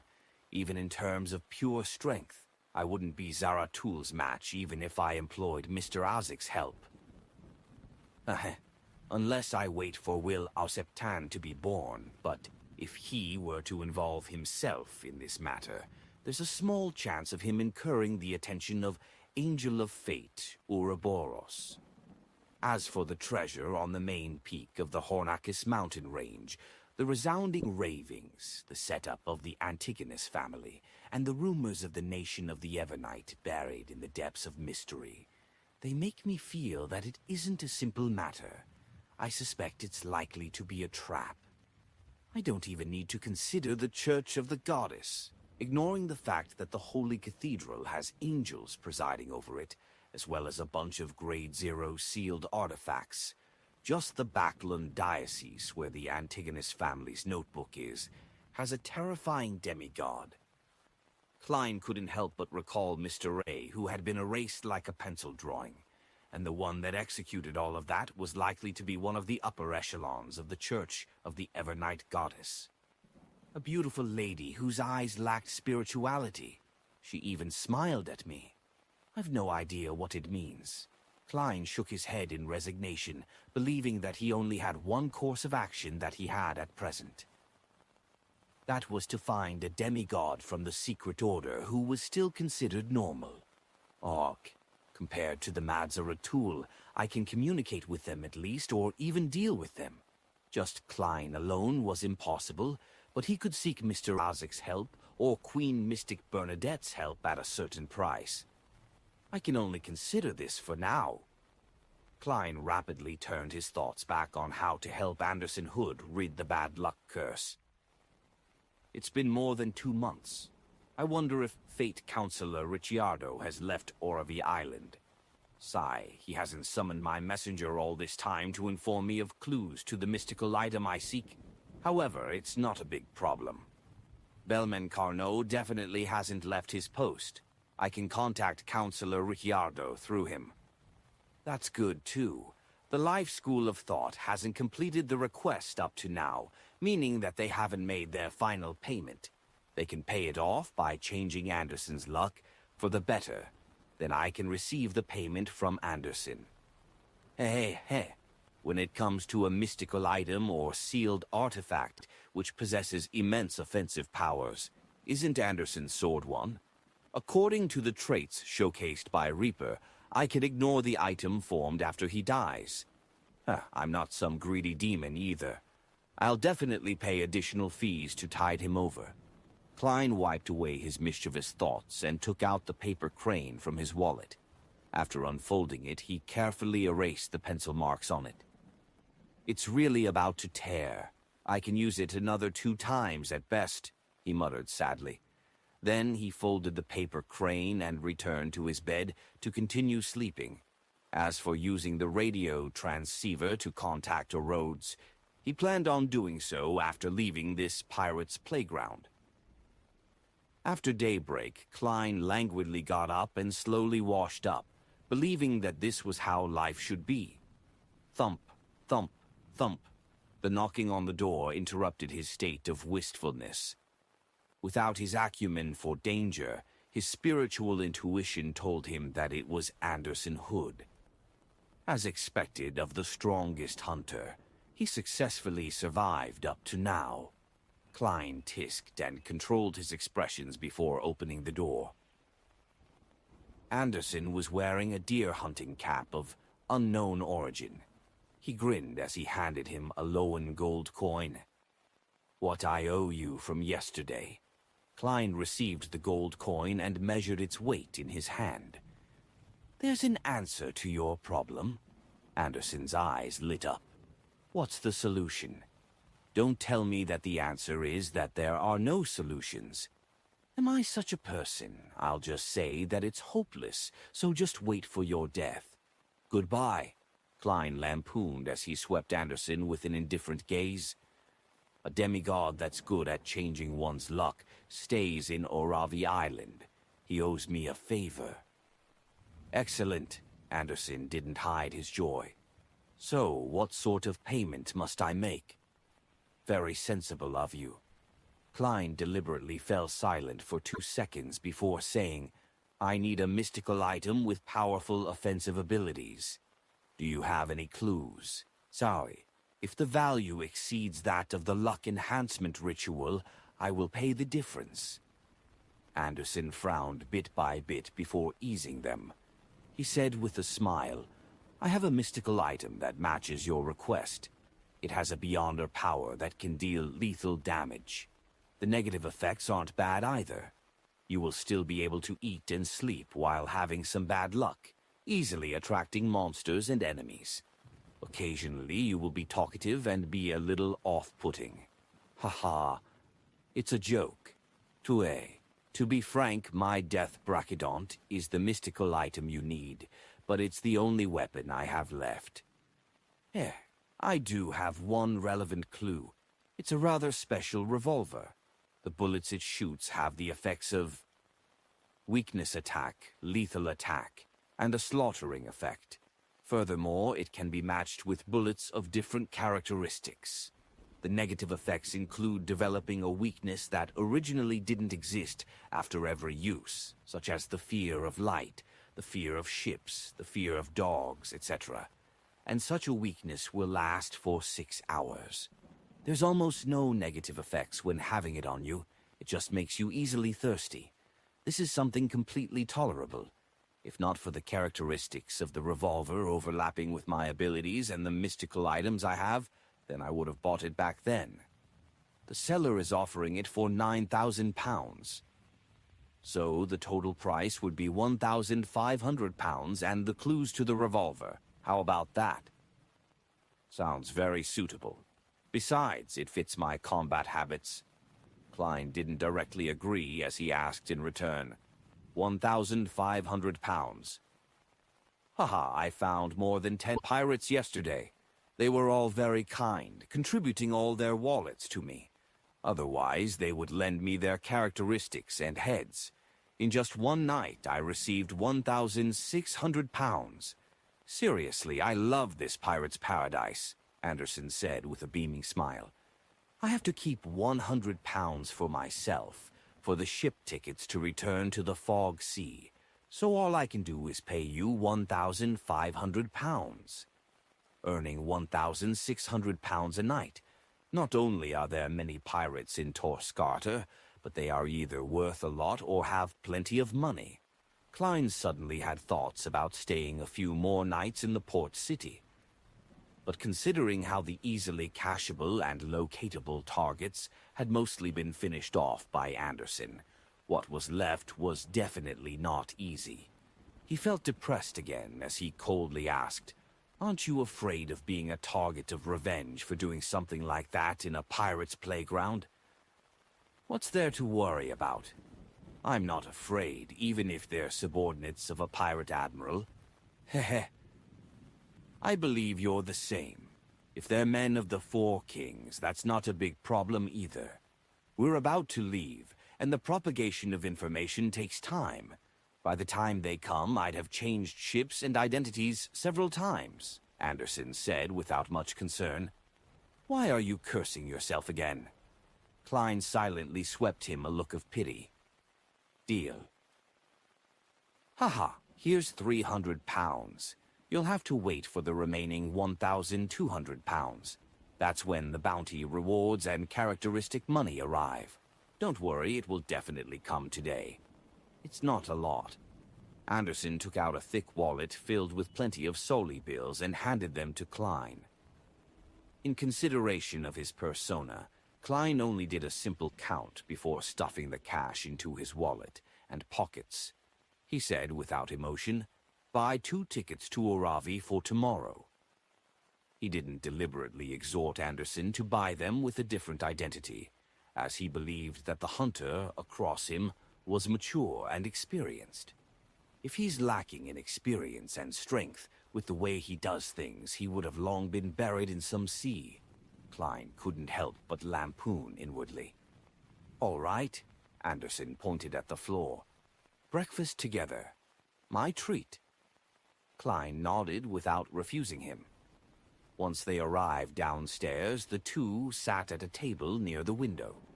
Midway, a waiter brought white porcelain cups and teaspoons over. Just as they interacted, the waiter's gaze suddenly turned adrift. He picked up the teaspoon and stabbed it at Anderson's throat without any warning. Although Anderson was surprised, his reaction was in no way slow. He immediately leaned backward and dodged the sudden strike. Bang! Not far away, the hotel's boss suddenly shot at Anderson's dodging body. What am I doing?" After the gunshot, the boss muttered with a look of alarm and blankness. Chapter 6, 177. Falling to the ground. Amidst the gunshot, Anderson's body suddenly collapsed to the floor, using an amusing manner to dodge the bullet. As for Klein, who didn't fully understand the situation, he jumped to the side and activated his spirit vision while pulling out his revolver. At that instant, his first reaction was that Anderson had gone overboard in his hunting last night and was now the target of revenge. He only wished to shout, "I don't know him. It has nothing to do with me." At the table beside Anderson Hood, a stout man dressed in a shirt with rolled-up sleeves threw forks and knife, and he suddenly drew an already loaded double-barreled hunting rifle, aimed at the ground, and pulled the trigger from a commanding height. These series of actions were nearly simultaneous with the hotel's boss, but they were simply one step slower due to the many steps involved. Bang! The scatter shot sprayed out countless tiny shrapnel, riddling the ground with holes.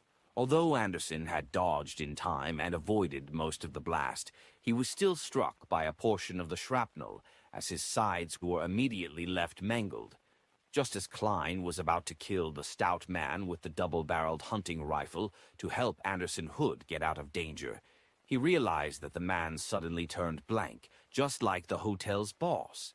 He was then filled with alarm and horror, as though he had jolted out of his stupor. That's not right. They're not the true assailants. Klein rationally stopped attempting to pull the trigger. He quickly swept his gaze across the restaurant. Discovering nothing with his spirit vision, he tapped his left thumb on the first segment of his index finger twice, activating his spirit body threads vision. At this moment, all the ladies and gentlemen in the restaurant had stood up in a fluster due to the sudden shootout. All of them were rushing for the exit. When passing by the tumbling Anderson, an elegantly dressed lady with pretty good looks suddenly paused.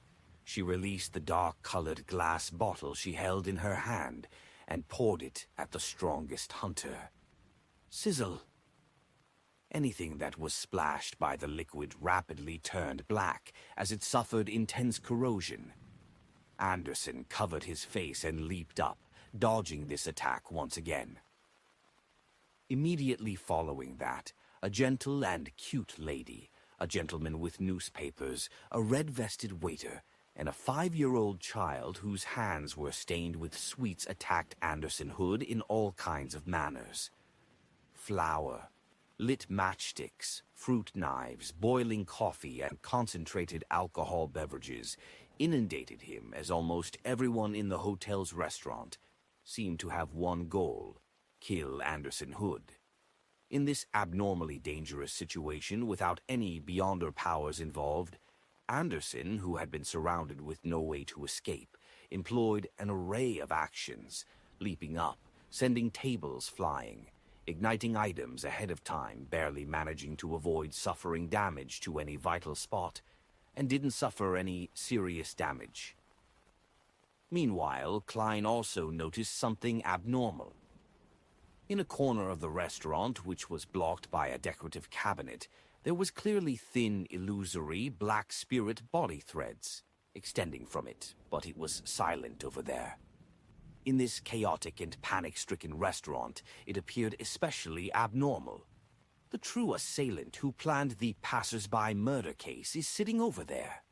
From the confusion, puzzlement, horror, and fluster that the hotel's boss, waiters, and guests exhibited after attacking Anderson, they didn't become marionettes. This is another kind of control, an illusion, an emotion seed of a desire apostle. Or could it be an influence on one's psyche? Klein suddenly had an idea light up in his mind. He immediately took 2 steps forward and sent a customer who still had butter on the corner of his lips flying, opening up a pathway for Anderson Hood. The strongest hunter immediately somersaulted out of the encirclement via the path that was opened up, and he ran up to the hotel's 2nd floor. Then, with his back to the wall on the corner of the staircase, he gasped for air. Has my provocative powers reached this level? Even the ordinary residents that I don't know wish to kill me and have actually rose to arms. Man, just as he spoke, Anderson pulled his right rib and nearly cried out in pain. No. The real circumstance is that a person plagued with bad luck shouldn't do things like hunt pirates. The reason why Klein had abandoned approaching the target to attempt to control them with spirit body threads was because he had thought of a possibility. The passers-by were implanted with psychological cues, or had suffered manipulation on the psyche level. Only then would they attack Anderson in an orderly fashion. This didn't match the Beyonder powers of a Desire Apostle, as the attacks by the manipulated passers-by were targeted and precise, without showing any observed signs of preparation. And Klein had formerly heard of the name of the potion formula of a Sequence 4, Manipulator. In addition, according to the psychiatrist released from Creeping Hunger, Klein always suspected that Toscarter Island had a mission or figure related to the psychology alchemists. In addition to the psychological cue and the control on the left side of the mind, it was rather similar to that of the spectator pathway. Klein had long believed that a manipulator very likely belonged to the spectator or dragon pathway, thus making the outline of the matter relatively clear. The psychology alchemists really does have an important base in Toscarter Island. They also sent a Sequence 4 demigod go watch over it. This demigod influences certain pirates and makes them unknowingly do his bidding, but these pirates had unfortunately ended up as Anderson Hood's sponsors last night. Hence, their true investor came knocking. Keeping his expressions in check, Klein looked at Anderson and indifferently said to him, "It's likely that one or several of the pirates from last night is involved with a hidden demigod on this island. Do you think something like that can be done by a mid-sequence Beyonder?" "I can't be that unlucky, right?" Anderson's voice grew softer before it turned into a mutter. "Indeed, those people were controlled and are innocent. Thankfully, I didn't attack back, or I would become the main suspect of a shocking murder case and be given a bounty. When that happens, I'll be in trouble and could only become a pirate." The corners of Klein's mouth twitched slightly. If the ones being controlled had been pirates with Beyonder powers, or mandated punishers, or priests of the Church of Storms, how would it develop? I would already be dead. Anderson threw up his hands as he said in realization, "You mean he doesn't want me dead and only wants to give me a warning?" Klein nodded in a serious manner and said, "So you still have a chance?" "Yes, to apologize. Go see what that demigod is up to." "Apologize?" Anderson's face wrinkled immediately. Placed in a difficult position, he said with great difficulty, "I have quite a reputation in the Fog Sea." Klein didn't say a thing. He stood up, patted his coat, and prepared to walk off. At this moment, Anderson lunged forward and rushed to the entrance of the staircase ahead of Klein.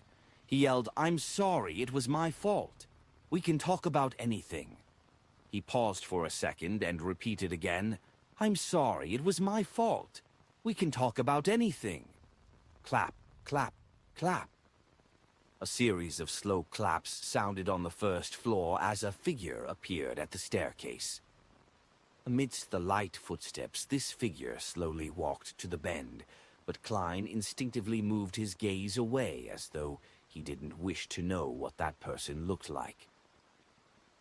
In addition, he realized that he didn't have any intentions of raising his arms or aiming his gun.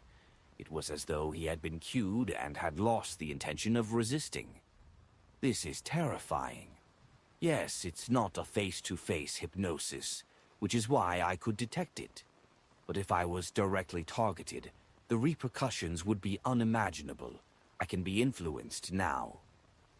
In the way Miss Justice would explain it, the other party will use the sea of collective subconscious to silently arrive beside my island of consciousness, and then they would do something to a certain extent. Klein came to a realization as he had the sudden urge to leave and return to his room. This is the silent instruction given to me by the demigod. Klein roughly understood that the other party wished to communicate with Anderson in private. Hence, he didn't resist and walked to the stairs before returning to his room. In less than 5 minutes, Anderson knocked on his door, his face grimacing. "Done talking?" Klein asked without much surprise. Anderson gave a heavy nod. "Phew. Yes, he got me to help him do something. As for what is it, I can't tell others." "Do you still remember what he looks like?" Klein deliberately asked. Anderson thought carefully as he suddenly frowned. "I don't remember. As expected. Look at you, for 1,600 pounds, you offended a demigod. It wasn't worth it at all." Klein silently sighed and then said, "Can we leave tomorrow?" "Yes, there's no rush for that matter. Let's resolve the problem with my bad luck first." Anderson didn't hesitate to answer. Klein didn't speak further as he pointed at the floor. "Still having breakfast?" Anderson was first taken aback before revealing a smile. Of course, no type of frustration can influence eating and sleeping. The two went down to the first floor and discovered that the waiter was silently clearing up the shattered items. The boss and the customers had all forgotten what had happened. After breakfast, Anderson continued going out, busy obtaining his bounty rewards and beyonder characteristics money. He also did some preparations while Klein stayed in his hotel room, converging the spirituality that overflowed from his advancement and using worms to test his marionettist beyonder powers. At 2:30 in the afternoon, he went above the gray fog ahead of time and began practicing for the upcoming tarot gathering. After all, Mr. Fool would very casually and lightly punish the hermit Catleya. Sitting in the chair belonging to the Fool, Klein began playing out the 3 punishment plans he had decided over the past few days. 2 of the plans needed him to borrow some of the power of this space, and 2 of them needed to use props. Hence, he needed to decide on the entire process ahead of time. He would then familiarize himself with it, and he couldn't reveal his lack of fluency at the critical moment. After an unknown period of time, Klein exhaled and confirmed his plan. Then he conjured the world. Without any items, he saw the countless dense black threads that emanated from his body. Items conjured using the powers of the mysterious space above the gray fog possess a certain amount of spirituality. So they come equipped with spirit body threads. And in the real world, items without life do not have any. Klein familiarly controlled the black threads and quickly completely controlled the world. Now, not only could he make the world's expressions more intricate and have reactions that were more like a real person, he could also make the marionette's spirituality fluctuations become more natural. It wouldn't appear as lifeless anymore. Apart from that, he was like a player who had 2 accounts, gaining the world's vision, hearing, as well as his other senses. After completing all of this, Klein glanced at his golden pocket watch, sent Little Son a message, and began to silently count his heartbeats. Chapter 6, 178, Punishment. On the 2 sides of the ancient mottled bronze table, blurry figures extended outward from the embrace of deep, red beams of light before turning corporeal. The surroundings remained as silent and empty as always, as though no living creature had ever set foot there for millions of years. "Good afternoon, Mr. Fool Tilde." Audrey's brisk and cheerful voice soon resounded through the resplendent palace, held up by stone columns. "Ooh," Klein nodded his head with a smile, watching as the other members expressed their greetings under Miss Justice's lead. Here there was no doubt that the hermit Catleya appeared rather reticent. Audrey's read on her was that she had many things on her mind. After the voices came to a stop and the members had taken their seats, the Fool Klein swept Miss Justice a glance, making the psychiatrist instantly understand his intentions. Hence, she didn't raise her hand slightly and speak out. Following that, he looked at Catleya and chuckled indifferently. "Tell Bernadette that she can use certain items in exchange for some answers." Bernadette. After hearing this familiar name, which was neither Queen Mystic, the owner of Dawn, nor the leader of the element Dawn, Catleya realized that Mr. Fool already knew everything. Her cheap tricks were laid bare in front of him. This made her heart sink, as she couldn't help but feel an intense sense of fear. She was temporarily at a loss in regard to the attitude or words that she needed to show in response. To her, Mr. Fool's words were clear. Pass on the message, but only that one message, nothing else. She wasn't allowed to provide any other hints. Catleya believed she knew what he meant between the lines. Bernadette, that's a common name for Inti's females. Who could it be? What is the answer she wishes to exchange for? What relationship does she have with Ma'am Hermit? Ma'am Hermit had privately made a request, and Mr. Fool's answer is, yes? No, that's not it. Definitely not it. If it's a private and reasonable request, Ma'am Hermit wouldn't have mentioned it specially in front of us. He would have directly replied to her prayers. He is giving a warning. Audrey forgot to observe the other members as a series of questions flashed through her mind. Following that, with her acumen from the spectator pathway, she grasped Mr. Fool's true intentions. Following that, she had a particular theory. Ma'am Hermit had privately hinted about our tarot club to this Ma'am Bernadette because she hopes to acquire some answers. Mr. Fool is very displeased regarding this matter, so he pointed it out directly and gave this first-time offender a warning. Seriously, why would you divulge matters of the gathering to others? I haven't even told Susie. This will bring danger to everyone. Thankfully, Mr. Fool is around. Audrey nearly puffed up her cheeks, forgetting her image and etiquette. For the first time, she realized that not every Tarot Club member had a sense of belonging like she did, showing such reverence and faith in Mr. Fool. The Hanged Man Alger, the Magician Force, and the Moon. Emlyn also had similar questions and theories, but their focus wasn't the same. As Alger anticipated what Mr. Fool would do, he began to wonder who this Bernadette, commonly seen female Inti's name, represented. He was curious as to why the reserved hermit would risk divulging some information on the Tarot Club. While Force was worried if the existence of the Tarot Club would be exposed, she also instantly imagined a spy and double spy story Emlyn watched in Schadenfreude, believing the hermit to be truly foolish. Hey, even our Sanguine's ancestor treats Mr. Fool equally, and had sent me as an envoy to be nurtured.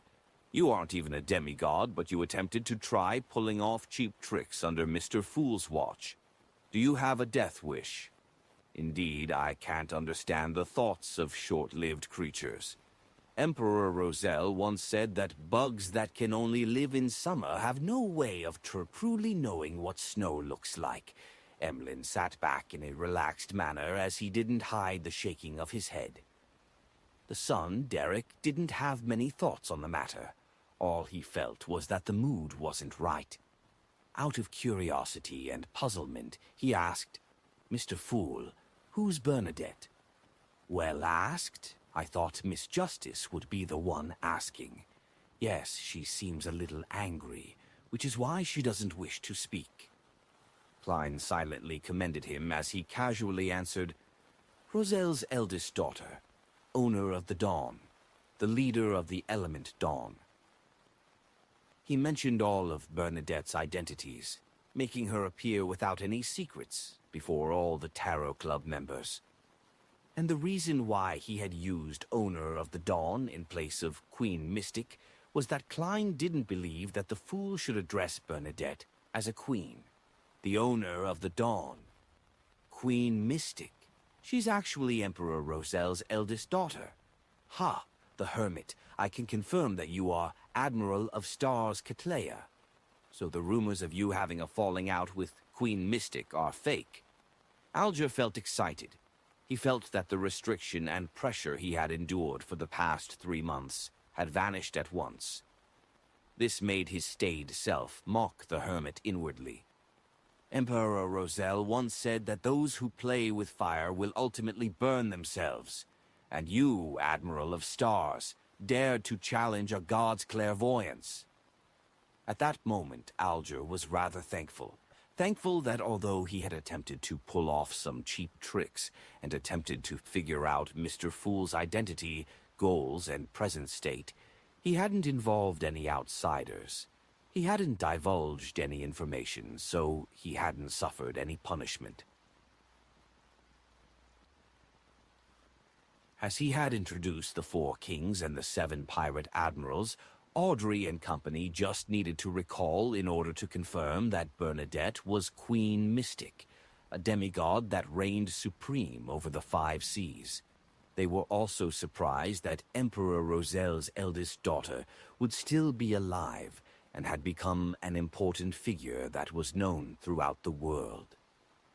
The answers that Queen Mystic wishes to obtain are hidden inside Roselle's diary. Combining everything that had happened and the words that were said, Audrey vaguely guessed Bernadette's goal, believing that the Emperor's daughter wished to figure out the truth behind her father's assassination. At this moment, Catleya had already regained her ability to think. She turned her body to face the end of the long bronze table and said without any hopes that she could be let off, "Yes, I committed some mistakes. I will not defend myself. It was indeed wrong. Mr. Fool, no matter how much you punish me or even kill me, I'll accept it." "Hypocrite, if Mr. Fool really wishes to punish you, do you think you have any means of resistance?" Mr. Hanged Man scoffed on the opposite side of the table. He could identify the problem with such a simple sentence. "Ma'am Hermit is still a little afraid."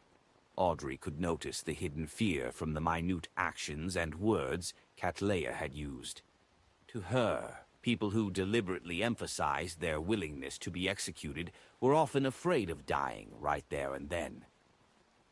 Force found her peace from the Fool's calm attitude, believing that there weren't any leaks about the Tarot Club, or that the leaks weren't anything important.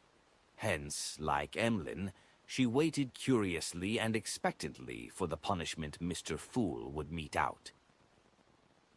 Derek remained clueless about what had happened, uncertain why Ma'am Hermit would suddenly request to be punished. At that moment, seeing Mr. Fool's brief moment of silence, Catleya resisted her unease and lifted her head slightly, observing the existence behind the thick gray fog without a trace, in an attempt to figure out his true intentions so as to give a better response. She didn't wish to make another mistake again and provoke him, making the situation irredeemable. The dark purple hue in her black eyes produced a sense of mystery as her eyes penetrated through the gray fog and saw the Fool. Suddenly, Catleya's eyes heated up as illusory blood bled from them.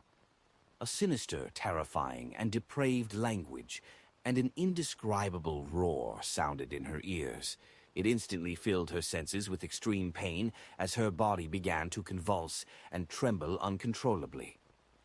Her face, hands, and the areas that weren't concealed by her clothing had quickly cracked open, revealing her flesh and blood.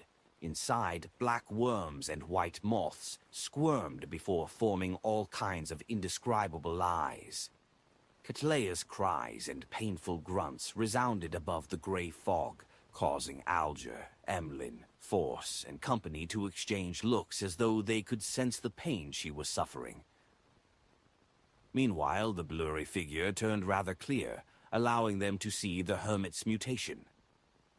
The disgusting and nasty scene frightened Audrey enough for her to look away.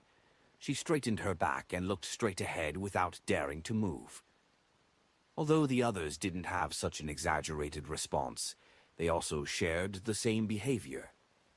The true creator's ravings are indeed useful, Klein, who was shrouded in the thick gray fog, reflected from the bottom of his heart. The reason why he hadn't immediately replied to Catleya's request for punishment was because he wanted to confirm if there was anything special about her eyes, whether they could see beyond what he allowed. For this, he had stirred some of the mysterious space's powers to be hidden in the gray fog that shrouded him ahead of time.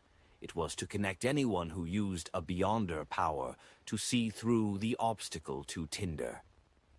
This was equivalent to the owner of the Beyonder power directly observing an item corrupted by the true creator at a psyche level.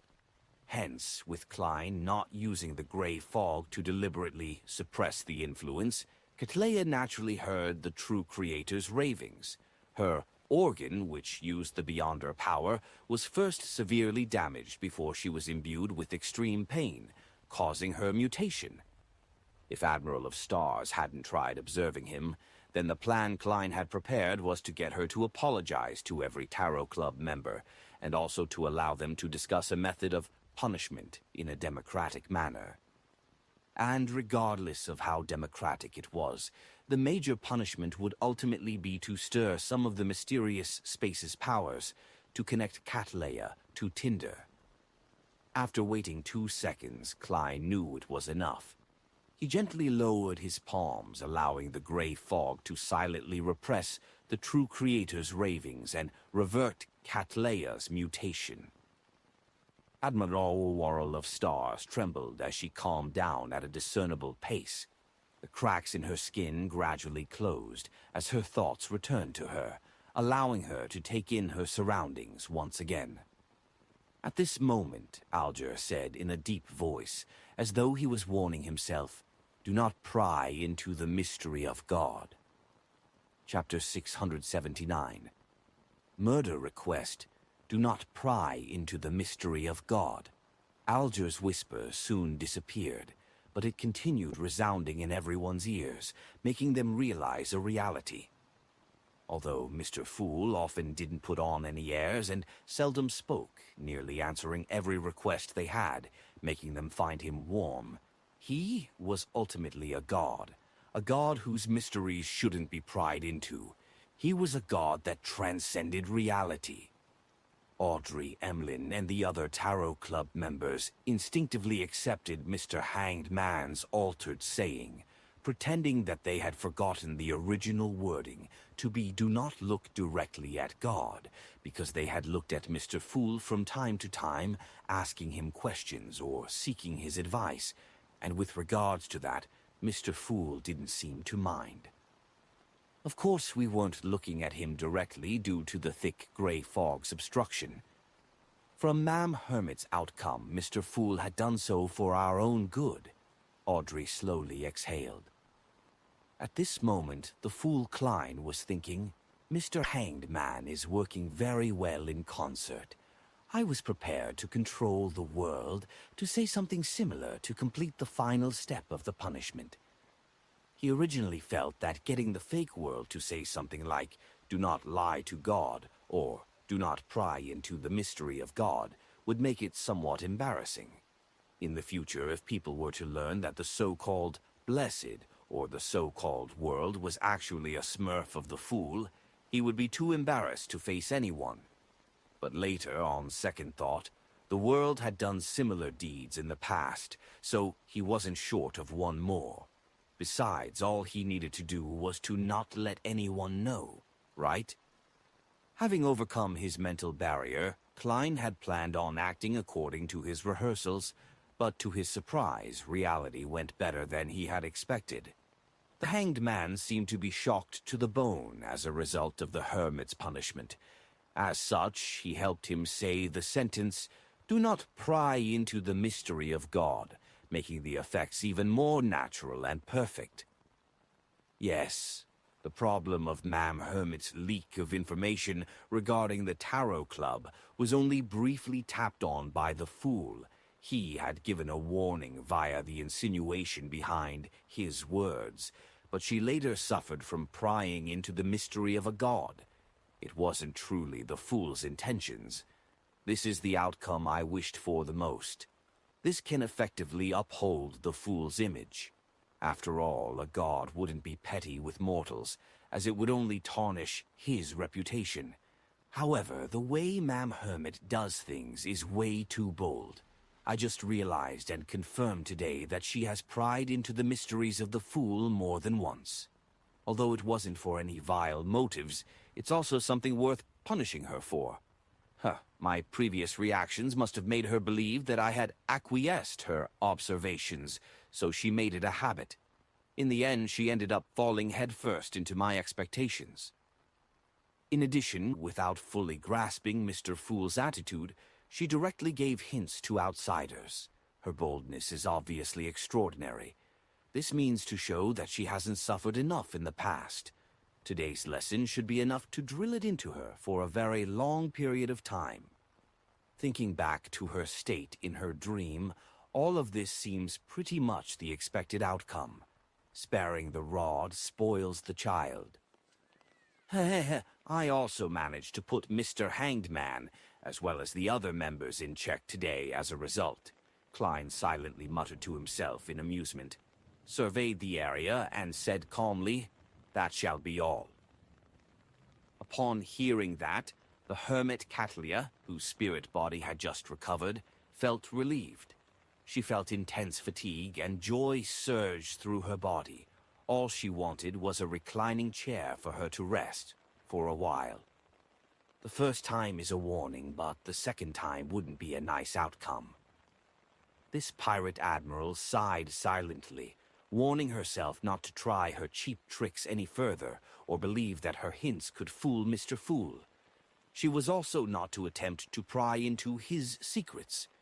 The pain she received was in no way weaker than the torment of having knowledge injected into her by the hidden sage. Therefore, she believed without a doubt that Mr. Fool was essentially a god, a true god, an unfathomable god whose mysteries couldn't be pried into. Thankfully, Her Majesty now knows where she can exchange the answers she has been desperately looking for all this while. I don't need to hint to her or tip her off in the future. Catleya turned her body to the side again, trembling as she looked at the end of the long bronze table. This time she only dared to look at the end of the table or the armrest. The dark purple hue in her eyes had also turned faint. Amidst silence, with sincerity, she said, "I'll remember your leniency in sparing me." In the grey fog, the fool. Klein nodded gently without repeating his previous words. After a moment of waiting, the magician Four straightened her back, looked around, and spoke before Justice Audrey. Is anyone interested in an assassination mission? The target is an important member of a cult. Grateful for the favors her teacher, Dorian Gray, had given her, Force had been recently hoping to do something for him. After some consideration, she placed her sights on the Aurora Order Oracle, who had dealt immense damage to her teacher's family, Louis Wien, who could be a scribe or traveler. She didn't let Leymano's travels get to her head to the point of believing that she could kill an experienced Sequence 6 or Sequence 5 Beyonder who was good at escaping. The reason why she had such considerations was that she believed that the secret organization known as the Tarot Club, which was backing her, would provide her with unimaginable support. Ma'am Hermit and Mr. World both appear to have the means to fight Louis Wien. With any of them taking action, and with me using Leymano's travels to help, it's not impossible for us to succeed. Fours began formulating the most ideal situation. Of course, she knew that her current savings weren't enough to kill a powerful Beyonder like Louis Wien. After all, with her 830 pounds, she probably couldn't even buy a single hand of his. She knew very well that back then, Miss Audrey Hall had spent more than 10,000 pounds to kill an Intes ambassador, a Sequence 6 conspirer. The cost of assassinating Louis Wien, who was of a similar sequence, or even higher, was obvious. Force planned on agreeing to a series of requests that the executor of the mission would have, helping the executor complete matters they found inconvenient to do themselves in order to pay off the cost of the mission. She believed that after obtaining Leymano's travels, she was equipped with the abilities to complete certain difficult tasks. After hearing Miss Magician's request, the Hermit Catleya, the Hanged Man Alger, and Justice Audrey cast their gazes onto the world. They believed that this gentleman, one who had a unique penchant for hunting Beyonders, possessed the necessary strength. I'm not in Backland. However, I can't respond that way. Otherwise, it would expose the possibility that Mr. Fool only has 2 to 3, blessed to Mr. Hanged Man and Ma'am Hermit.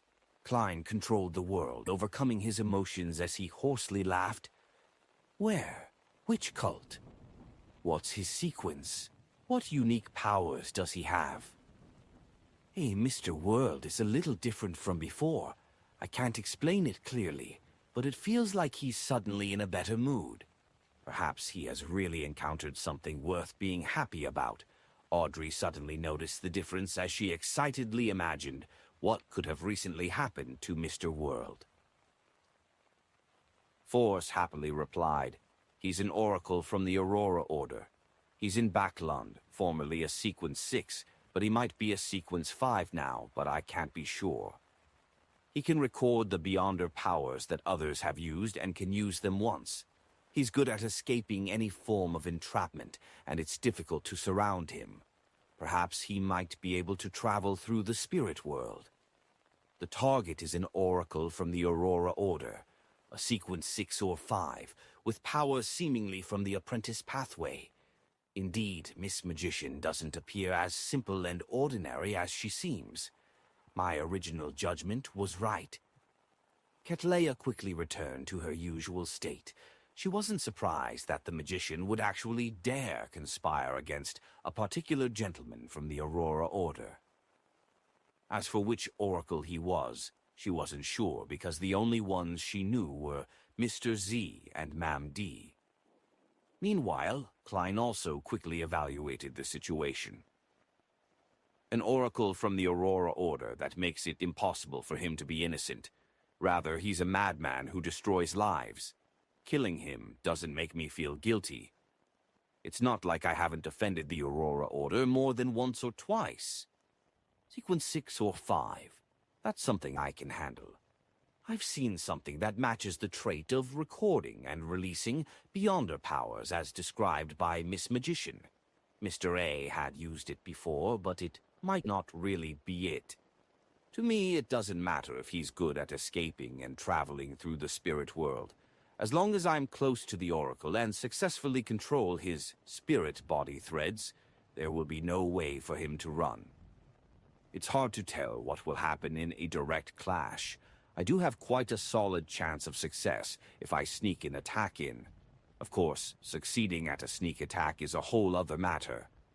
After some serious consideration, the world looked at the Magician Force. I can consider taking on the job, but not any time soon. It will, at the least, be 2 months later. He wasn't sure what other accidents he would encounter at sea, so he had been rather relaxed on the time period. 2 months later, Force repeated the time, appearing to be in a deep dilemma. It was too long. Besides, she wasn't sure how long Louis Veen would stay in Backlund. At this moment, Alger, who had been watching from the side, deliberated and interjected, "Miss Magician, do you need to kill that Aurora Order oracle personally?" "No, as you can see, I'm considering requesting Mr. World for help," Force replied with a smile. Alger nodded as though in thought. "The premise of killing someone is to be able to find the oracle. Can you find him?" "No, but I'll investigate," Force answered frankly. "Why don't you get the world to do it after your investigations bear fruit?" the hanged man pressed. "Yes, but I haven't decided." Force was somewhat confused, unaware of the reasons as to why Mr. Hanged Man was asking her all these questions. Alger sneered. "If you can confirm the location of the Aurora Order Oracle's location, then why spend large amounts of money to hire someone to kill him? Wouldn't reporting him directly to the churches be enough? After the Great Smog, no church is willing to let go of any related clues." He wasn't trying to make the world lose any business. Instead, he had clearly read the dilemma inside her, believing that there was a higher possibility of her not going through with the request. After all, too many incidents might happen in 2 months. Therefore, he gave some suggestions to ensure that this matter reached some preliminary agreement. Report him to the churches. This sounds familiar. Klein was surprised, never expecting Mr. Hanged Man to say something like that. Hey, while everyone is being infected by Mr. Hanged Man, he too has been influenced by us. Klein immediately felt relieved and rather pleased. Report? Force was momentarily stunned. After a few seconds, she whispered, "That's possible." The Hanged Man smiled upon hearing that. "You can do it this way. First, investigate your target and seek out his whereabouts. If you obtain anything in 2 months, then you can hand the matter over to the church. If the matter exceeds 2 months and when Mr. World is free, then he can provide you the help needed. What do you think of that? Fours seriously considered it and said, "Okay. When the time comes, I'll discuss the price with Mr. World." Chapter 680, New Thoughts. After receiving the World's consenting nod and confirming the matter regarding Louis Ween, Force thought for a moment and continued, "Everyone, does anyone have a meteorite crystal or the crystallized blood of a Lavos squid, or any information about them?" These were the main ingredients of the astrologer potion formula. Fours originally planned on continuing her requests, hoping that Mr. Moon, who was also in Backland, could help her find Louis Ween, but after some consideration, she decided to first do it herself. Only after confirming that there aren't any solutions or clues would she then request the Tarot Club for help. Meteorite crystal? Lavos squid's crystallized blood. Sounds familiar. Isn't this because I know the seer potion formula? Yes, it's familiar because the seer potion formula's main ingredients is 50 grams of star crystal and 10 milliliters of Lavos squid blood. The main ingredients of astrologer are like the upgraded versions of a seer. Indeed, the apprentice and seer pathway can be interchanged in the future. With this in mind, Klein suddenly had an idea. Since the potion formula of Bizarro Sorcerer is difficult to obtain, with the 3 options being extremely dangerous, should I consider the other sequence 4 options in the neighboring pathways, such as Apprentice? Once he had this idea, he brightened up as he felt that most of his predicament had vanished. And for the sequence 4 potion formula of Apprentice, the Tarot Club has clues to it. It's the Abraham family behind the Magician. With this in mind, the World looked at Miss Magician with a subconscious gentleness to his gaze. It left Force shuddering, suspecting whether Mr. World had already formulated a plan to hunt Louis Ween. At this moment, the fool Klein recalled another problem. According to Dunn's and Daly's theories, the first 5 sequences of the seer pathway didn't present any obvious progression. Each of them presented a beyonder power of one aspect. Then, at the critical point of sequence 4, the 5 of them would converge and clench like a fist, presenting a qualitative change. Back when Captain and Ma'am Daly made this theory, they only knew bits of information regarding seer, clown, and magician. I'm only able to verify this idea for the subsequent faceless and marionettist by myself. So, could it be that seer, apprentice, and the possible marauder pathways cannot be interchanged at sequence 4, but at sequence 3? Klein slowly felt his joy dwindle again. He knew too little and was temporarily unable to make a judgment. All he could do was await Mr. Isaac's reply and wait to leave the waters which were watched by the true creator before contacting a Rhodes. As Klein was thinking, he suddenly heard Cattleya say, "I have the crystallized blood of a Lavos squid. It will cost 600 pounds. As for meteorite crystal, I know where to get it from. How many grams do you need?" 600 pounds, a very reasonable price, Force replied in a pleasant surprise. 60 grams. All right, I'll give them to you within 2 weeks. It will also cost 600 pounds, Cattleya said clearly and succinctly. It's resolved just like that. Today's Ma'am Hermit is really proactive with the desire to participate. Yes, she had just been... Force quickly nodded. "Oh, that wouldn't be an issue. I have 830 pounds in savings. That's enough for me to buy the crystallized blood of a Lavos squid.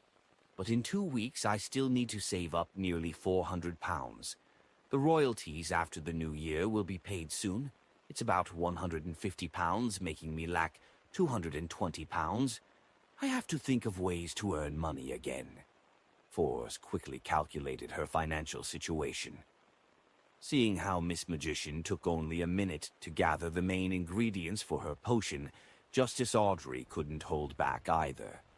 She raised her hand slightly and said, I wish to obtain the complete pituitary gland of an adolescent mind dragon, but if that's not possible, 60 milliliters of a black hunting giant lizard's spinal fluid, and 1 fruit of an illusory chime tree. This was the main ingredient of the hypnotist potion. If she obtained the complete pituitary gland of the adolescent mind dragon, then there was no need for any other corresponding ingredients. Just as Audrey said that, she heard Ma'am Hermit reply, Holwig, since the 5th epoch, mind dragons have nearly gone extinct, and are hard to find. I have the means of obtaining the spinal fluid of a black hunting giant lizard, but it will also take 2 to 3 weeks. The price ranges from 1,500 to 2,000 pounds, as I'm not the one who decides it. I can help you keep a lookout for the fruit of an illusory chime tree, but I cannot guarantee anything. Oh, what great efficiency. After Ma'am Hermit was punished, her sense of belonging towards the Tarot Club has appeared to increase. She's more active and amiable. Audrey was momentarily speechless. After a few seconds of silence, she bowed slightly and said, No problem. Olger, who had been watching by the side, suddenly felt that the development wasn't going as he expected. Having been punished by Mr. Fool, the hermit changed her style of being mostly an observer. She began to involve herself in every matter that she could involve herself in during the tarot gathering, and with the strength, background, resources, and channels of a pirate admiral, she immediately produced intense and blinding light. This blinded Alger so much that he could hardly open his eyes. He had a strong feeling that he was at risk. At that moment he wished for Ma'am Hermit to return to her former state. Klein also felt surprised by what he heard and saw. I thought Ma'am Hermit would be silent for some time, feeling an aversion to the Tarot Club for some time, but in the end, is she the type that needs to be beaten in order to be obedient? Yes, sparing the rod spoils the child. Queen Mystic must have spared the rod too much. The way Queen Mystic does things isn't much to speak of either. The Emperor has also spared the rod. As he lampooned, Klein controlled the world, making him survey the area before chuckling. Yaum. Does any one of you have the potion formula of the Seer Pathways Sequence 4, or have any clues regarding it? Sequence 4. Mr. World is beginning to advance towards the realm of a demigod? Audrey was surprised. She originally imagined that she was advancing sufficiently fast, and she felt a little proud about that. But now, she suddenly realized that she was falling behind. Mr. World has instantly become really lofty. Force was similarly surprised. Although she felt that the silent, reserved, and unsocial Mr. World was a powerful beyonder, she believed that he was still very far from a demigod, from a Sequence 4. But, to her surprise, he was already seeking to purchase the Sequence 4 potion formula. As expected of Mr. Fool's Blessed, Alger sighed. Likewise, Emlyn and Derek shook their heads, expressing that they had never heard of the name of the pathway Sequence 4. Klein, who believed that he could obtain clues from the City of Silver or the Sanguine, could only helplessly retract the world's gaze. After a few seconds, Cattleya said, I need a drop of blood from a mythical creature, regardless of the kind.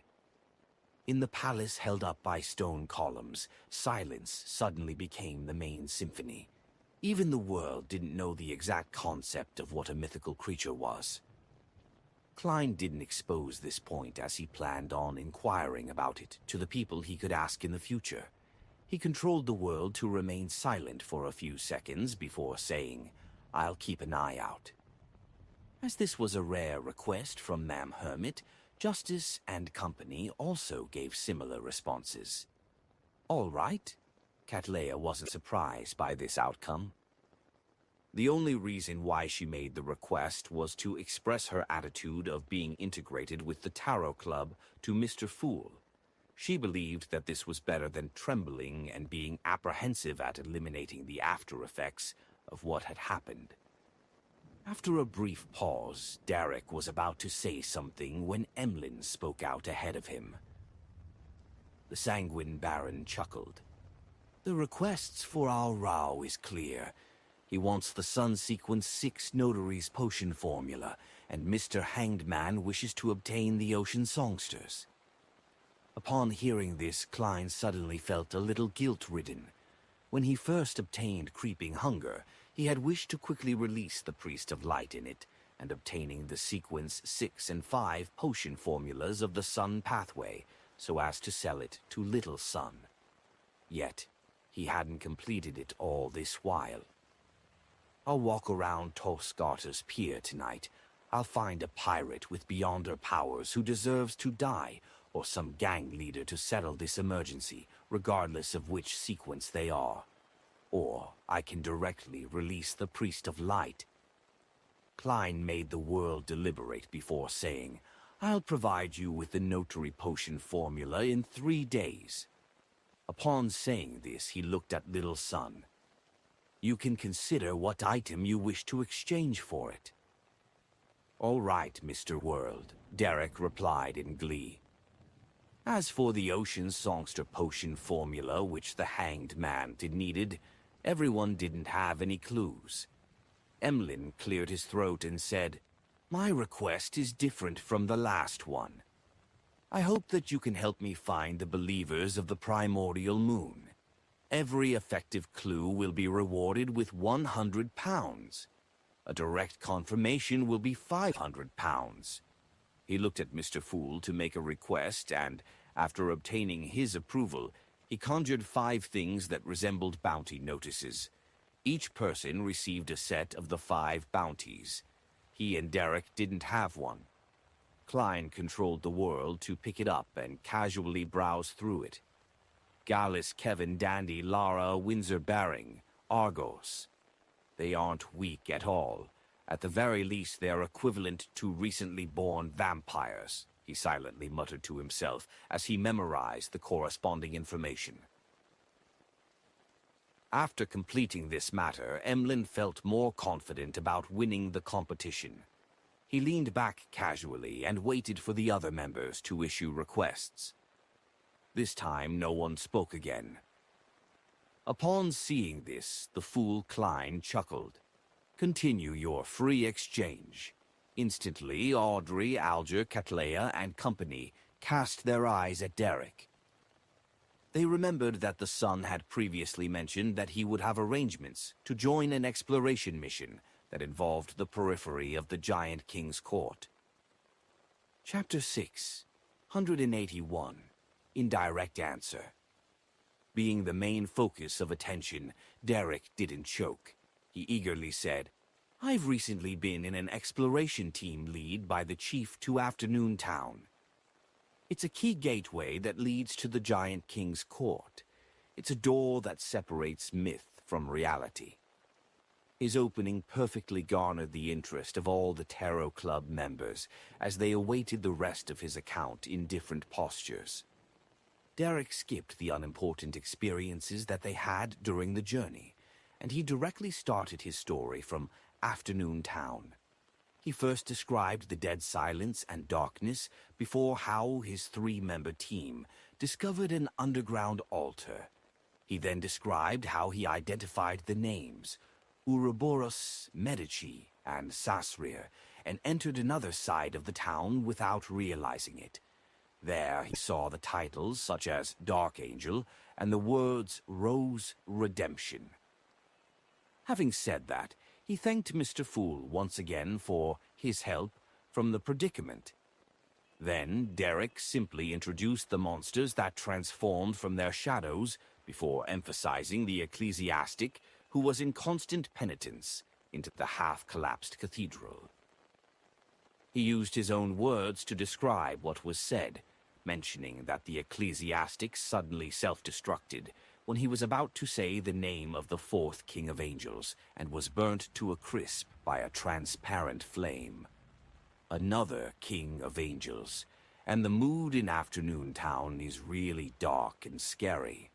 The ecclesiastic's penitence has a very, a feel of a prophet predicting a calamity. Audrey listened in relish as she had her interest about the blank line and unspeakable name piqued. At this moment, Derek turned his body and looked at the end of the bronze table, sincerely asking, "Mr. Fool, who was it that tempted Dark Angel Sasserir? Who does the fourth name refer to? Why can't it be said?" Here it comes. Behind the gray fog, Klein's smile nearly froze. The reason that he had hurriedly sent Little Sun back to the real world was that he was afraid of facing such a question. Back then, he was worried that Little Sun would inquire about Dark Angel Sasserir, and now he was facing a question he didn't know the answer to. Thankfully, a magician never performed unprepared. After that day, Klein undoubtedly began to seriously consider how to answer such questions. Now, with great confidence, he landed his right palm on the armrest and said with a deep, meaningful glint in his eyes, "It's because it's a secret." He used his eyes and body language to hint to the Tarot Club members that secret wasn't to be taken at face level, and it had a deeper, more substantial meaning. As for what it was, they had to figure it out themselves. Deities had deep reasons to conceal certain matters. After finishing this series of actions, Klein couldn't help but feel penitent. He felt that his charlatan vibes were increasing. Meanwhile, he felt regret that the hermit's prying into his secrets was a result of his temptations. This was because Mr. Fool would use his eyes and body language to provide additional hints. Therefore, all the members would subconsciously observe his attitude. That's because I have no solutions. Without doing this, how am I supposed to continue the act? It's not like I'm a real evil god. Klein sighed silently. Secret? The name itself is a secret. The content which Mr. Fool wishes to point out is in here. Which names are secrets themselves? True gods at sequence 0?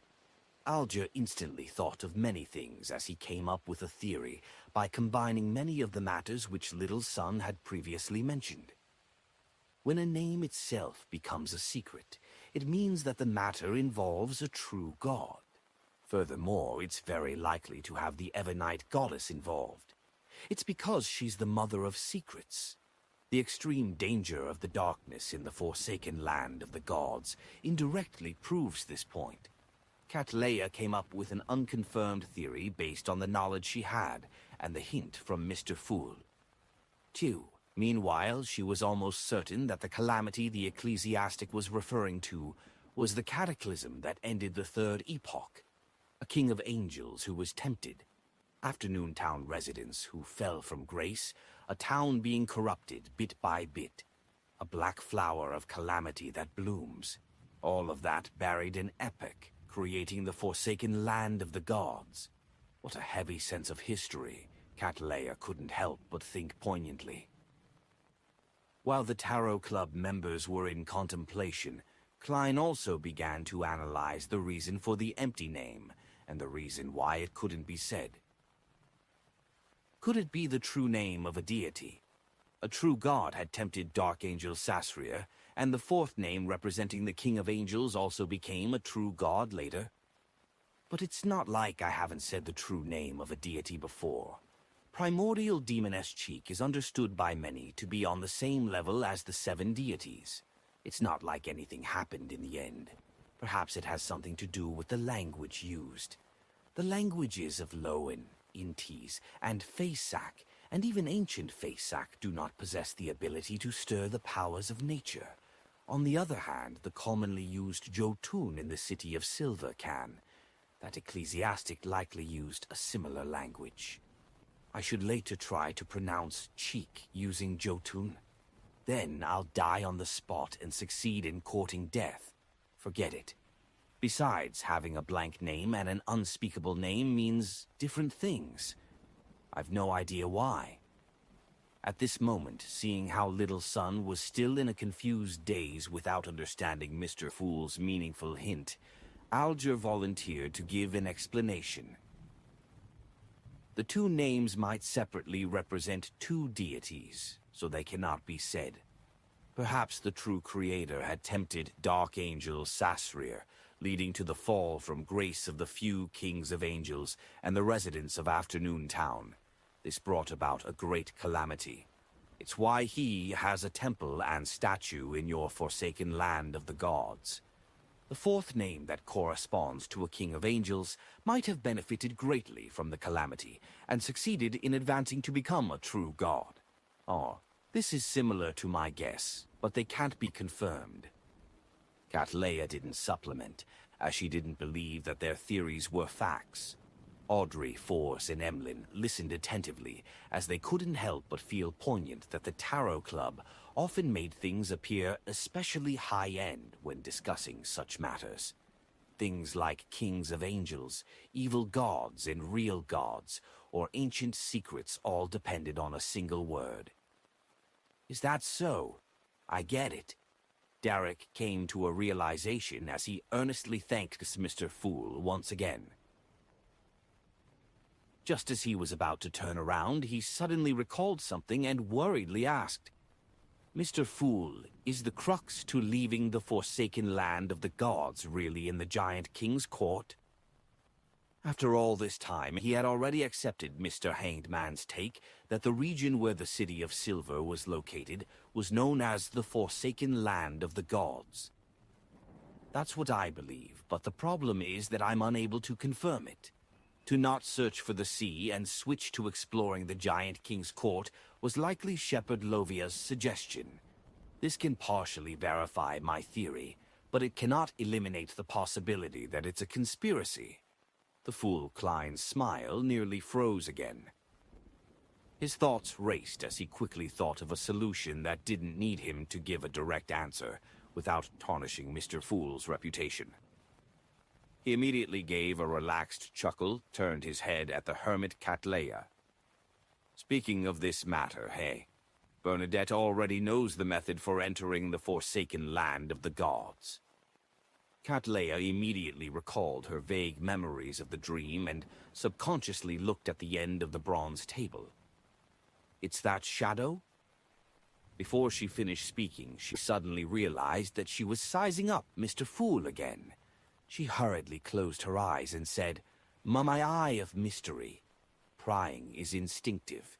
It can only be enhanced and not be deactivated. I need to rely on a mystical item to seal it. But it doesn't exist here. Is that so? Klein nodded gently. You can conjure a pair of glasses. Yes, Mr. Fool. Cattleya followed the instruction and conjured a pair of glasses. During this process, Klein stirred a minute amount of the power above the gray fog and infused them into the pair of glasses. By the time Cattleya wore them, she discovered that her eye of mystery prying had been sealed as she had expected. It was only at this point that Force and company realized that Ma'am Hermit's eyes were extremely special. It had something to do with the prying of mysteries, and it didn't need to be activated to use it. It's no wonder we didn't notice it. Ma'am Hermit was severely injured because of her attempt to pry into the mysteries of Mr. Fool. Audrey moved her lips in enlightenment, having one of her questions answered. As for Alger, who recalled how the hermit had previously sized him up, and how he had been wearing the clergy clothes of the Church of Storms, his face nearly darkened. Klein didn't wait for the members to calm down. He chuckled and replied to Cattleya's previous question. It's that shadow, the shadow of the Giant King's court. So it's the shadow of the Giant King's court, Cattleya muttered in pleasant surprise. Then her mind went adrift as she thought, She likely also knows this answer. Derek spent a few seconds to digest the conversation between Ma'am Hermit and Mr. Fool, and he vaguely came to a realization. The key to entering the Forsaken Land of the Gods had to do with the shadow of the Giant King's court. Therefore, the crux to leaving the Forsaken Land of the Gods is really in the Giant King's court.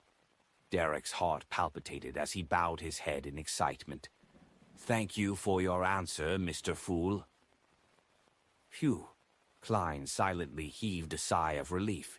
He felt that such a situation was extremely draining on his brain. Alger kept his emotions in check as he looked around before looking at the hermit. "Where's the shadow of the Giant King's court?" He didn't dare ask Mr. Fool, as his question about the Forsaken Land of the Gods had previously been rejected. Cataleya answered frankly, "In the waters on the easternmost front of the Sonia Sea, in the dream of the nighttime there. I happen to wish to share with all of you what I encountered this time." Audrey and Force simultaneously slowed their breathing as they waited excitedly for Ma'am Hermit to recount her encounters, which were bound to be fantastic. Chapter 6, 182, Seeking Food. Cataleya controlled herself without looking at the world Gehrman. She said in a deep and slow voice, "Northeast from the Gargus archipelago, there's a safe sea route that allows one to enter those dangerous waters." She began her description with the deep abyss which separated the seas, the sun chariot which couldn't be viewed directly, the night which required sleeping, the terrifying ravings that filled the entire sea, and the shadow of the Giant King's court which stood on the opposite mountain peak in the dream world. During this process, she didn't mention Gehrman Sparrow at all, deliberately avoiding any mention of him. As for the abnormalities that happened en route, she described them simply, such as the remnant aura of Mother Earth, which caused hair to grow rapidly. Towards the end, she placed her focus on the ruin with a sleeping corpse and the adventurer's sailboat, which had the words written in blood, "Fountain of Unaging." This might mean that the Fountain of Unaging is in that ruin, and the corpse that produced such loud breathing is the keeper. Cataleya mentioned the common theories on the future, but it didn't mean that it was hers. Oh, Fountain of Unaging. One of the 6 major treasures at sea. Alger was tempted by what he heard as he considered the possibility of exploring those ruins after reaching Sequence 5. Audrey finished listening attentively as she shook her head slightly. "I don't believe that the decisive meaning behind those words in blood mean that the Fountain of Unaging is in those ruins." After a second's pause, she attempted to analyze the deceased's state of mind. A person who's about to die after being attacked by monsters wouldn't point out matters regarding the treasure. If he wishes to warn companions or relatives who come looking for him, then he should have written that it's dangerous here, or speak about the source of the danger. If he plans to tell passing ships that the Fountain of Unaging is there, then he lacks the motivation to do so for a living creature at death's doorstep. Unless a conspiracy is hidden in this matter, the conspiracy of enticing people to enter the ruin to seek out the Fountain of Unaging might be how he can be rescued. Yes, if I were in his shoes, I wouldn't think of desperately telling others that there's treasure here. What's in it for me? Emlyn echoed. Only hatred, bone-deep hatred, will make me write something like that on the brink of death. Otherwise, I'd rather tell others how I should be buried, or what kind of burial items I want. He tisked and shook his head. Klein nodded indiscernibly. "Controlling the world," he said hoarsely. "The Fountain of Unaging is a scam." He used absolutely certain words without any additional words that would signify other possibilities. The Fountain of Unaging is a scam. Cataleya looked at the world before retracting her gaze in thought. It seemed to corroborate with certain theories and guesses she had. Alger frowned, not that he didn't agree with the world's judgment, or that he believed that Miss Justice's and Mr. Moon's explanations were devoid of reason. Instead, he realized that he had completely failed to consider this possibility. To him, this was a mistake he shouldn't have committed. After all these years, I'm still being temporarily blinded by immense profit. He fell silent for a few seconds and sighed. After exchanging what everyone had seen and heard recently, everyone began to teach Little Sun ancient Hermes, and they learned some mysticism from each other. Time quickly passed as the fool Klein surveyed the area after everyone came to a stop. Let's end it here for today. By your will. Audrey stood up immediately and curtsied with her illusory dress. The rest of the members said the same, almost at the same time. As he watched the blurry figures vanish before his eyes, Klein wasn't in a rush to leave. He conjured a goatskin and fountain pen and wrote down the divination statement. The hope for my advancement to Sequence 4. Putting down the fountain pen, Klein held the goatskin and leaned back. As he closed his eyes, he entered a cogitation state and began silently reciting the divination statement. After chanting it 7 times, he quickly fell asleep and entered the dream world. The gray, blurry sky cracked open as he saw a towering mountain tear through the clouds. Beyond at the mountaintop, there was a collapsed palace whose walls were covered with weeds and moss as they showed obvious holes. Inside the palace's hall was a huge throne carved out of stone. It was adorned with dull gemstones and gold. It was mostly mottled and damaged. It looked as though it wasn't prepared for a human, as countless translucent maggots were bunched densely together. They squirmed slowly as they kept growing. The throne was a raving that seemed to penetrate the long rivers of time and history. It was illusory, ethereal, and constantly echoing. Hornacis Phlegrea, Hornacis Phlegrea, Hornacis Phlegrea. The moment the ravings entered his ear, Klein jolted awake before he frowned. It really is the main peak of the Hornacis mountain range. Furthermore, I can see and hear it more clearly than before. This made him recall Queen Mystic Bernadette's prophetic words. Your fate lies on the main peak of the Hornacis mountain range. Is that my fate? It really makes me want to be rebellious and not go... Sigh, I can't deal with absolutes. It depends. Klein sighed and conjured the 5 bounty notices provided by Emlyn White. Combining the information he had, he used the methods of divination to find the locations of the primordial moon believers. Finally, due to his lack of information, he could only confirm 2 points. Gallus Kevin Windsor Baring and Argos are all in Backland. Dandy and Lara are at Enmet Harbor and Pritz Harbor, respectively. This is as good as nothing. Klein shook his head and returned to the real world. Recalling how he had already agreed to provide Little Sun with the notary potion formula within 3 days, he wore his coat and a top hat, and he prepared to head out to find a target. When he opened the door and came to the stairwell, he saw Anderson Hood walking up, twirling his deer-hunting cap with his hand while humming a folk song. This fellow is really good at recovering from setbacks. He was just taught a lesson by a demigod in the morning and was forced to apologize and agree to a request. But I don't see any sign of trauma from him anymore. It's no wonder he became a Sequence 5 powerhouse. Just this state of mind alone makes it difficult for him to lose control. Klein looked at him, nodding slightly as a greeting. Good afternoon, German. Anderson chuckled as he waved his hand. I've received the bounty and characteristic money. I'll pay you the rest now. As he spoke, he took out stacks of cash of different thickness from different pockets.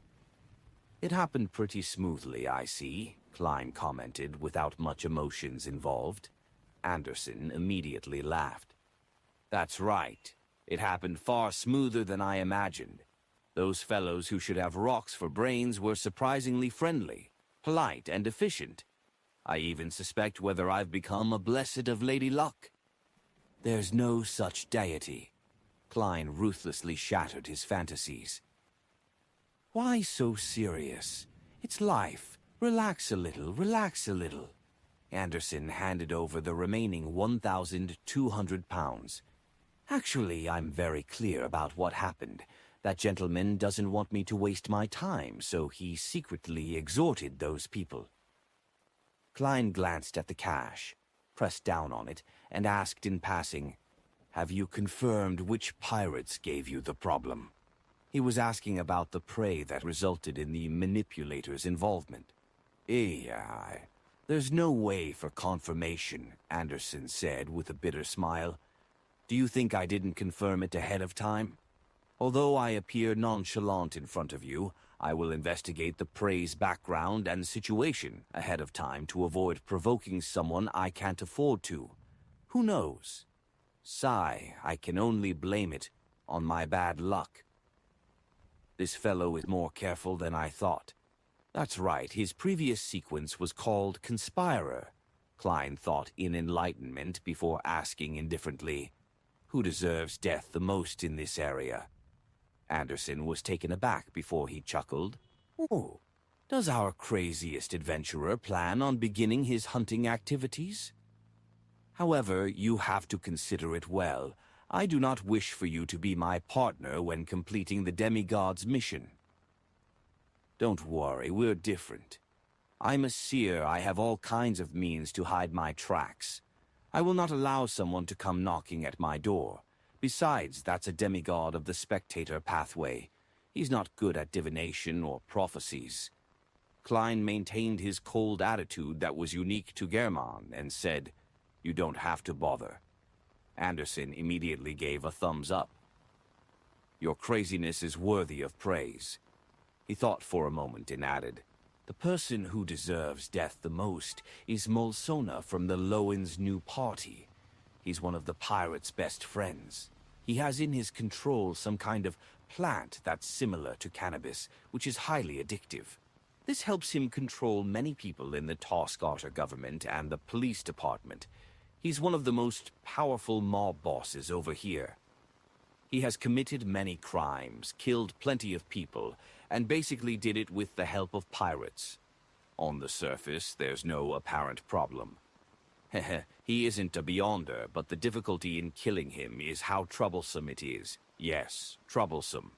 He has 3 to 5 Beyonders from different pirate crews providing him with protection. On the rooftops, outside the building, beneath the windows, everyone there belongs to him. To finish him off, the only way is to forcefully storm in and kill a large number of people. I have the means to do it, but it's too troublesome. There's also a certain level of danger. He'll become a wanted criminal after that, so I didn't deal with him and only dealt with his safe at home. Safe? To talk about banditry in such a fresh way. Yes, I previously heard that Tosgarter's main industries are its plantation economy and pirates' black market trading.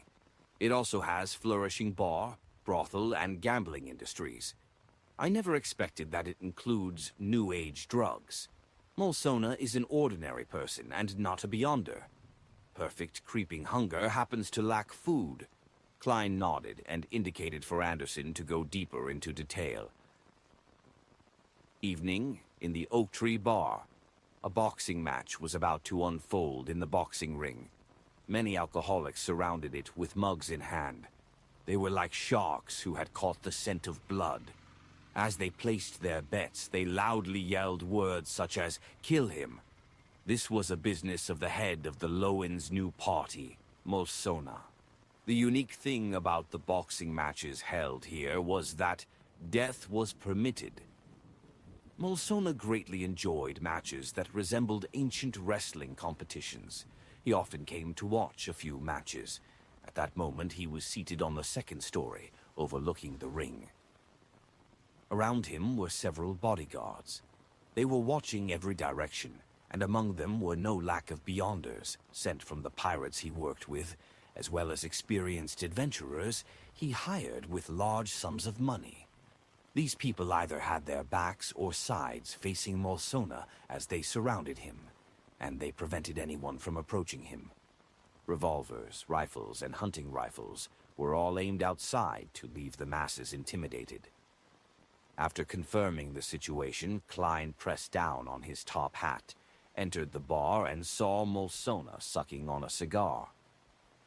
This mob boss had a very discernible face. Be it his brandy nose or thin brows, they were all very unique.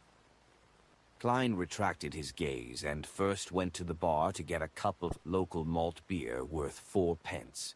Then he made his way to the railing beneath the second floor. Although he wasn't directly under Molsona, as it was heavily guarded, he was already not very far from him. "I'm within 5 meters," Klein silently muttered to himself, raised his cup of beer, and looked at the boxing ring. Chapter 6, 183. So you are here as well. Black spirit body threads that stemmed from different life forms appeared in Klein's vision, but he didn't immediately extend his spirituality to attempt to control them. After distinguishing and confirming which spirit body threads belonged to Molsona, he gulped a mouthful of malt beer as he began to focus on the boxing match in the ring, just like a real member of the audience. The two boxers had their tops bare and didn't wear any protective gear. They fought all out, constantly clashing with each other as fist met flesh, and the situation quickly escalated to a fervor. Many of the alcoholic gamblers had adrenaline pumping through them as they shouted for the boxer they supported passionately, yelling, "Kill him! Finish that son of a B***, touch." On the second floor, Molsona also forgot the cigar in his hand as he was fixated on the ring below, his hands clenched tightly into fists. Apart from those who had to have their backs facing him because they were keeping tabs on any suspicious people or watching the important regions such as the rooftop or area beneath, the people around him couldn't help but have their eyes peeled to the intense boxing match. Klein raised his hand again, gulping a mouthful of beer as though he was out of breath from the tense atmosphere. At this moment, his spirituality silently extended and grabbed onto the illusory black threads corresponding to Molsona. 1 second, 2 seconds, 3 seconds. The brandy-nosed Molsona was just about to pump his fist a little, as though he was in the ring himself, when he suddenly found his brain go numb. He felt the surroundings abruptly turn odd, as though several panes of glass were in between him and them. Molsona immediately discovered that his thoughts had clearly slowed down, as though all the parts in his brain had suddenly rusted. Aye, as the target was only an ordinary person whose spirit body was far inferior to that of a Beyonder, Klein took less than 20 seconds to achieve initial control over him. 7 seconds. All it took was 7 seconds. Oh no, something wrong is happening. It's likely a Beyonder, with relatively special powers. Molsona, who often interacted with pirates, was no stranger to the mysterious world. It was why he spent large sums of money to hire Beyonders to protect himself. If he hadn't long destroyed his body with sex and alcohol, making his psyche relatively weak and his condition terrible, giving him a high chance of losing control if he were to consume a potion, he would have also wished to obtain supernatural powers himself. At that moment, as his thoughts were slowing down and due to his lack of experience, Molsona spent more than 10 seconds to figure out that he was under assault. He immediately reached out his arm and opened his mouth in an attempt to shout for help. However, his actions were extremely slow, and his voice was weak. With a number of his bodyguards around him engrossed in the exciting and nerve-wracking boxing match, and the audiences roaring in an ever-increasing crescendo, as well as all the guards along the perimeter, putting their attention on any possible attack locations to protect their employer, his obvious abnormality ended up being neglected. When the climax of the match received a temporary respite, a number of bodyguards and subordinates turned to look back at their boss, and they saw that his eyes appeared somewhat in a daze. His hands didn't seem to be in the right place, as if he was still caught up in the match, anxiously awaiting the final results. The corners of the mob boss's eyes had tears welling up as he tried hard to release his fingers to drop the cigar to attract the attention of his subordinates. But he discovered in despair that his line of thought was becoming highly impeded and stiff. Even a simple action needed more than a minute to complete, and his fingers were even resisting his will. "Pa!" The burning cigar finally fell to the ground as Molsona's tears flowed down to his neck across his cheeks. A few bodyguards discovered this and were just about to ask their boss if it was because the match was too exciting, when Molsona suddenly bent down. As he wiped his face, he picked up the cigar. "That was an excellent match. Give the victor more money." Molsona flicked the cigar and pulled up his collar as he grinned happily. He didn't say exactly how much was to be given, as Klein didn't know the market rates. All he could do was give a vague comment. Yes, Molsona of the Lowen's new party had already become his marionette. As this mob boss was only an ordinary person, and his spirit body was even weaker than most healthy humans, all it took was 2 minutes and 15 seconds. If the time needed was any longer, he would have had to divert his attention to create an illusion to create some chaos, making the bodyguards place their attention on protecting Molsona and not being able to discover his abnormality in time. "Kill him! Kill him!" The shouts of the audience suddenly turned uniform as the match in the ring came to its end. Molsona also allowed his bodyguards to continue watching the match. When a boxer collapsed to the ground unconscious, Molsona took a swig of his cigar and said, "To the lounge. I want to take a break." "Shoot." "Yes, boss." His bodyguards and subordinates immediately surrounded him, escorted him to the corridor on the second floor, and helped him open the door to the lounge. After instructing his guards to guard different critical spots and to not disturb him, Molsona paced around and opened a safe. He found documents involving all kinds of new drugs and selected the most important ones. Following that, he placed the documents and an address he cut from the newspapers, as well as a total of £758 in cash, into a briefcase. With a creak, he opened the door and called for a subordinate. "Throw this bag under the 3rd Street lamp around the alley." "Yes, boss." The subordinate didn't inquire why. This was a rule. After closing the door again, Molsona found 3 candles and items with spirituality, and used a pen and paper to carefully draw the corresponding symbol of the Fool, a half-pupilless eye which represented secrecy, and the contorted lines which represented change. Then this mob boss, who had become a marionette, lit the candles, used cologne to represent essential oil and extract, and solemnly held a bestowment ritual. He softly chanted the Fool's honorific name, and he used ancient Hermes, which he originally didn't know, to recite the corresponding incantation. Following that, he picked up the item with spirituality and let it fuse into the wind, constructing an illusory door with the transformed candlelight. If he couldn't find any items with spirituality, Klein had planned on using Molsona's blood. A human's blood was an item with spirituality to begin with.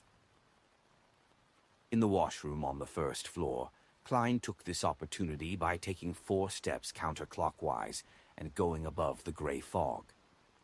He didn't use the Black Emperor card, and instead he directly stirred some of the powers of the mysterious space, combining it with the paper figurine before throwing it through the bestowment door.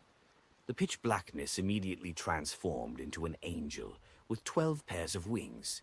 It flew through the illusory and mysterious door, passing through the pitch-black depths of the void and arriving where Mulsona was.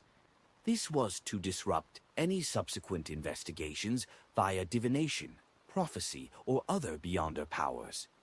Right on the heels of that, Klein picked up Creeping Hunger and threw it into the ritual's door. Creeping Hunger arrived in the real world thanks to the bestowment ritual, and it arrived in front of Mulsona. Having not eaten for a long time, it immediately became restless. At this moment, Klein, who had returned to the washroom, controlled the frozen Mulsona from a distance of dozens of meters away to immediately close his mouth and pick up the glove on the altar. A crack opened in the middle of the glove as 2 rows of illusory, white, and eerie teeth were revealed. The senses of the marionette he obtained quickly weakened as he decisively severed his control. The slight backlash made his mind spin, but it didn't take long for him to recover. Then, as though nothing had happened, he left the washroom, returned to the bar counter, and continued drinking the malt beer he didn't finish earlier. At the same time, he found a rat on the 2nd floor through the use of spirit body threads, and he made it become his marionette in less than 2 minutes. The rat began searching for a tunnel and path with rather awkward and unfamiliar motions, and it took quite some time before entering Mulsona's lounge through a hole hidden by a bookshelf. At this moment, a thin glove that resembled human skin lay silently on the ground as there was nothing left behind of Mulsona, not even his clothes. The rat climbed up to the table and bit on the paper with the symbol corresponding to the fool, placing it close to the burning candle. The paper quickly ignited and burned to ashes. After extinguishing the 3 candles and returning them to their original locations, the rat came beside Creeping Hunger and bit onto it. Then it returned via its original path and left Mulsona's lounge. It stealthily ran all the way to the balcony facing the outside on the 2nd story, and it silently climbed down. On the 1st story, where the bar counter was, Klein finished drinking his last mouthful of beer, put down the cup, and slowly stood up. He pressed down on his half-top hat, stuffed his hands into the black double-breasted frock coat, and walked past the alcoholics and gamblers without any haste, and came to the streets. Following the light of the street lamps, he entered the alley at a normal pace. While pulling out a paper figurine and lighting it with a flick, he picked up the briefcase thrown under the 3rd street lamp. At this moment, a gray rat came with a thin, human-skinned glove in its mouth, out of the shadows. Klein bent his back with a deadpan expression once again, and picked up Creeping Hunger. Then the gray rat left on its own, climbing into a rubbish chute and lying there until it lost its breath. With night about to fall, the street lamp illuminated Klein as he stood there, spreading his fingers in an unhurried manner, while wearing Creeping Hunger on his left hand. After stretching his finger joints and getting used to the glove, he carried the briefcase and followed the still vibrant and lively oak tree bar before vanishing at the crossroads. He took out the address slip and stamps from the briefcase and left only with the important documents, pasting them onto it. Then he placed it in a mailbox on the corner of the street. Finally, Klein changed back into Gehrman Sparrow, took a rental carriage, and headed for another bar around the pier. It was a bar provided by Anderson that had relatively more pirates. Upon entering the bar, Klein swept his gaze and took in the interior. Suddenly, he saw a familiar figure. The figure had a medium-sized build, and his lips were purple. His brown eyes hid an intense maleficence that left one afraid. He was none other than the 2nd mate of the King of Immortality Agalito, Slaughter Kirchais, with a bounty of 9,500 pounds. Clearly, after escaping via the exit of the dangerous waters, the death announcer had arrived in the nearby Toscarter Island in search of replenishments. "So you are here as well," The corners of Klein's mouth curled up slightly, discovering in a chance encounter the devil who couldn't be more suitable for hunting. Just as he generated that ill intent, Kyrkai sensed him and turned his head to the entrance of the bar. Klein didn't hesitate to grab a beer on the table beside him and threw it over. Right on the heels of that, he drew his revolver and coldly aimed. Bang! Chapter 6, 184. Battle Encounter. Kacha. Kachais only half-turned his body as the cup of beer hit the round table beside him, smashing to pieces. Amidst the gunfire, he didn't attempt to dodge, as though he had instinctively seen through the illusion. It was as though he had a spring installed in him as he bounced to the forefront amongst the gamblers and alcoholics who were crouched down or scattered. His gaze was locked onto the cold adventurer wearing a suit by the door. German's Sparrow. Kyrkais's pupils constricted as he opened his mouth and chanted the language of foulness that stemmed from the abyss. At this moment, Klein truly pulled the trigger as a pale golden bullet that appeared to be scooped out of boiling hot water shot out, going straight for the slaughterer, who had a bounty of 9,500 pounds. However, all Kyrchis did was gently lift his right hand and spread his fingers to produce a light blue flame in his palm.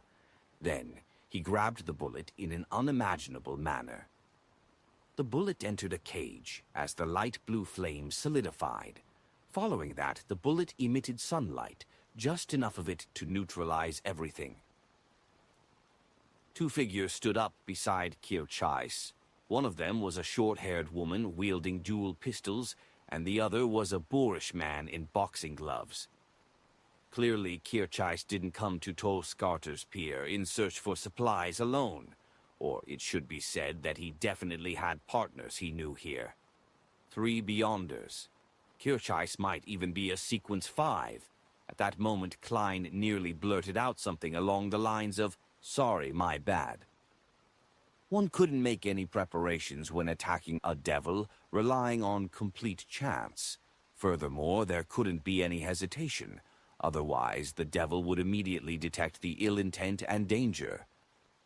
However, under such situations, it was truly hard to tell who held the advantage in such situations. Klein didn't hesitate to turn around while holding his revolver.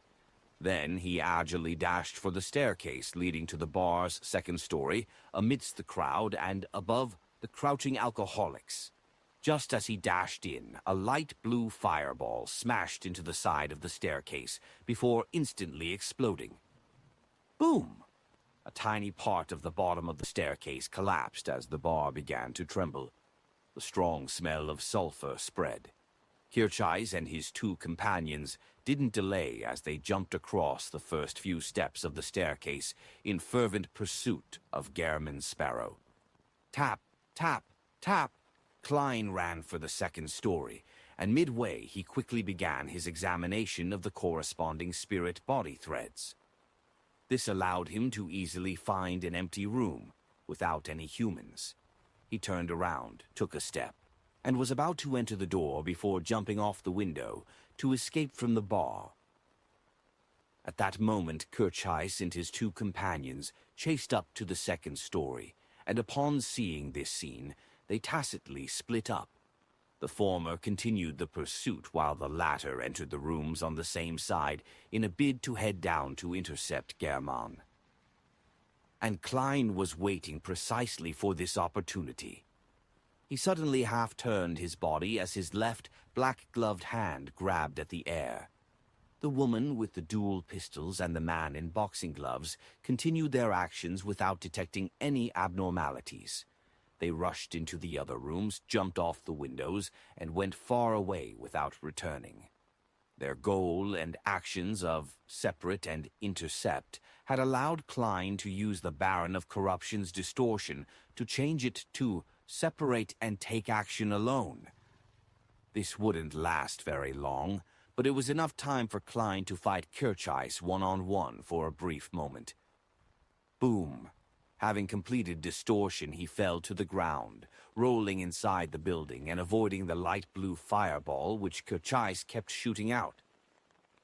Amidst the incessant booming, the buildings where the bar originally was wavered as though it had experienced an earthquake.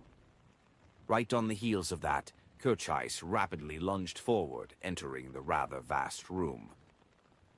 Seeing German Sparrow adeptly somersaulting and jumping without fighting him head-on while also controlling his emotions very well, Slaughterer immediately opened his mouth and used the unique language of foulness to say the word, slow.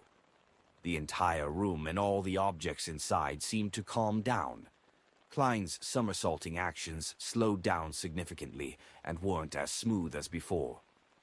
Kirchais didn't hesitate to lock onto his target as he followed up with another word of the devil language. Die. Klein's figure instantly froze as he stood rooted on the spot and gradually turned faint and thin, becoming a paper figurine filled with spotted red rust. At the same time, he surfaced by the side of the door, wearing a half-top hat and black double-breasted frock suit. He reached out his black-gloved hand, grabbed the handle, and shut the door to the collapsing room with a pull. Creak! The din outside vanished as the room seemed to stand out alone, becoming a firm cage. Upon seeing this, Kirchais's body swelled as his clothes tore. He instantly transformed into a behemoth, nearly 3 meters tall. His skin appeared dark, but it was dark black and sinister. Goat horns filled with countless mysterious patterns grew on his head as a pair of bat wings on his back spread open. Swirling around him were light blue flames that emitted the strong smell of sulfur.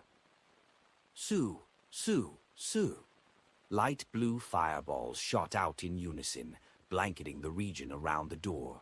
At the same time, the redness in Kirchais's eyes bloomed as he said, with the extremely corruptive words of the devil, corruption. This was also an area of effect attack. The light blue in his eyes filled up as Klein clenched his left hand, which wore a sinister and noble glove, and quickly did a half-twist. The fireballs immediately lost their trajectories and acted chaotically, as though in random motion. They smashed into the ceiling, the door, ground, or flew backward at Kirchais. Immediately, the booming sounds in the room undulated. The seal created by the power of distortion suffered an intense blow as it trembled, but it didn't show any signs of damage. The light blue flames soared into the sky as the smell of sulfur spread. Klein's body suddenly bent down as his body was covered in a layer of clearly sticky black liquid. Bang!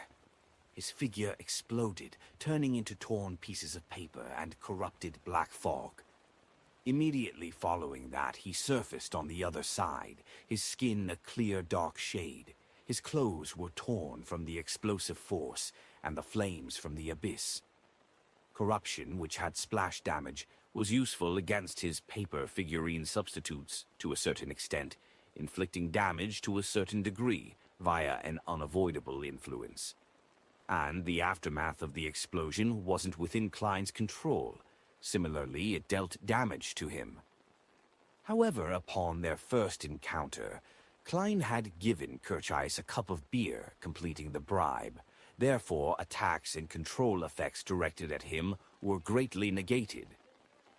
Kirchais clearly didn't expect the minor influence that corruption had dealt to German Sparrow. Just as he pulled out a long blade formed entirely of flames, and before he could unleash his speed and strength in a fervent attack, he saw his opponent's left hand's glove transform as though it was made of gold. Two blinding streaks of lightning tore out of Klein's eyes. Psychic piercing. Ah! Kirchais instantly let out a tragic cry as he felt as though 100 bottles of holy water had been infused into his mind. He was rich in actual combat experience and, knowing that having been struck by a psyche attack, knew that he would subsequently suffer a series of relentlessness attacks. Hence, he instinctively transformed into a pitch-black liquid and began spreading across the floor. The liquid appeared to be the coalescence of the darkest and evilest desires of a person's heart as the liquid spread across the room towards Garamond Sparrow, as though it would corrupt everything. This state is truly perfect. In a battle encounter, either party would suffer the problem of not being sufficiently prepared. Thankfully, I've always remembered the suspected desire apostle I encountered, and I've completely held back all desires and emotions. Klein didn't dodge as the glove on his left hand rapidly bloomed with pure and clean sunlight. He spread out his arms, allowing a pillar of holy light that had golden flames swirling around it descend from the sky. It illuminated every corner and every shadow of the room.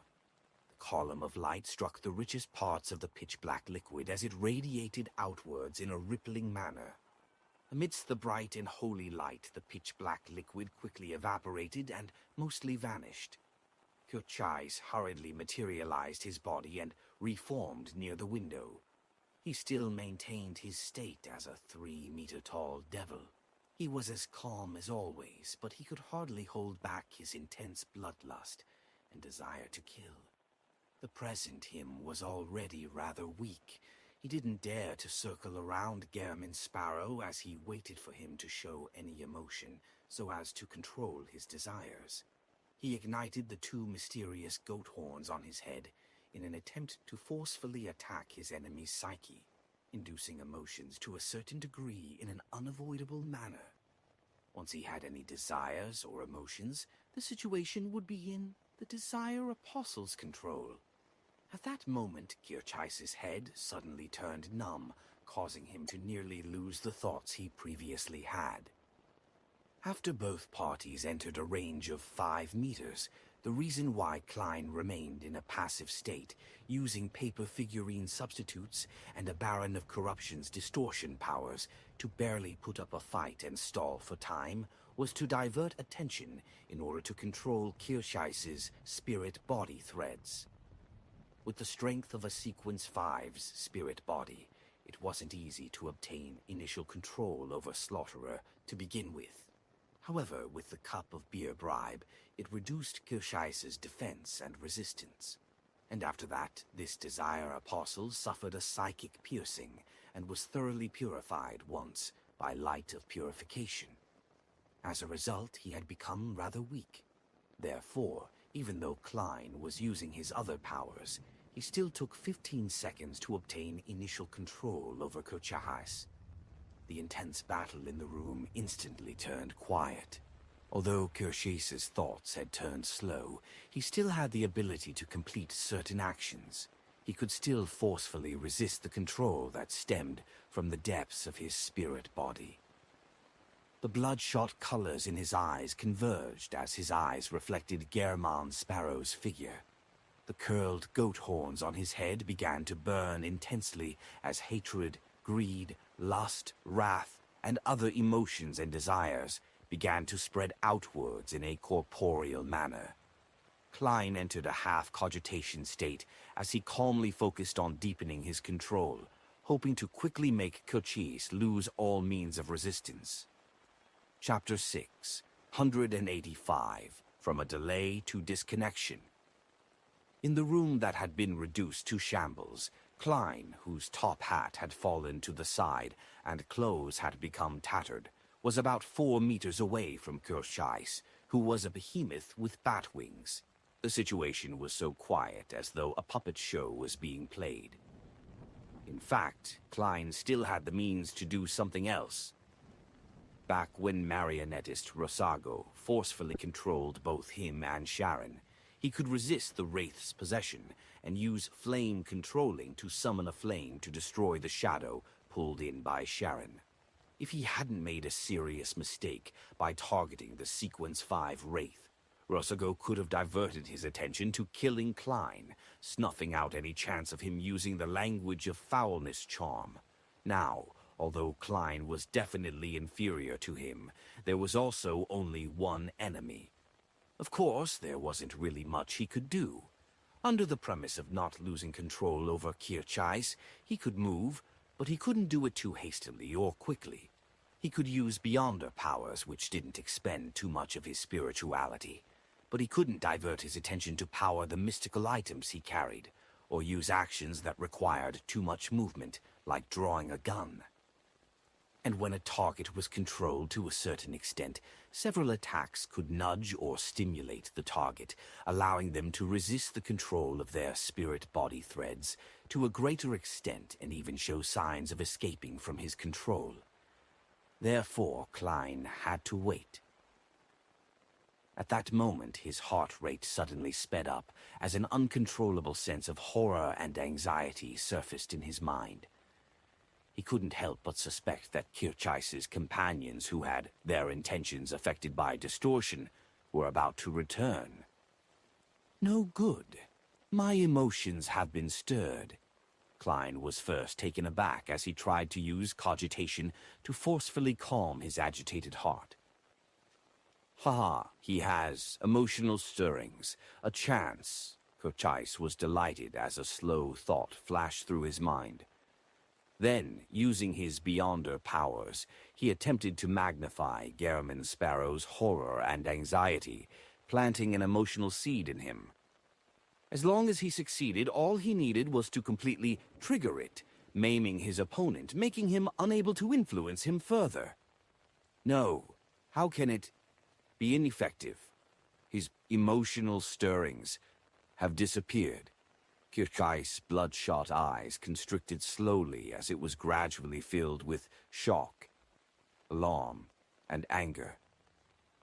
Klein, who imagined that he had given the Desire Apostle a chance to counterattack, discovered that nothing had happened after completely calming himself down. The curled goat horns on Kirchheiss's head were ignited, but he didn't attempt to use his emotional stirrings. Moments after having this thought, Klein roughly understood the situation. It wasn't that Kirchheiss didn't wish to control his horror and anxiety, but it was that he had failed. From the moment he sensed the emotional stirrings, he had to take a few seconds to digest the situation before using 2 to 3 seconds to make the decision.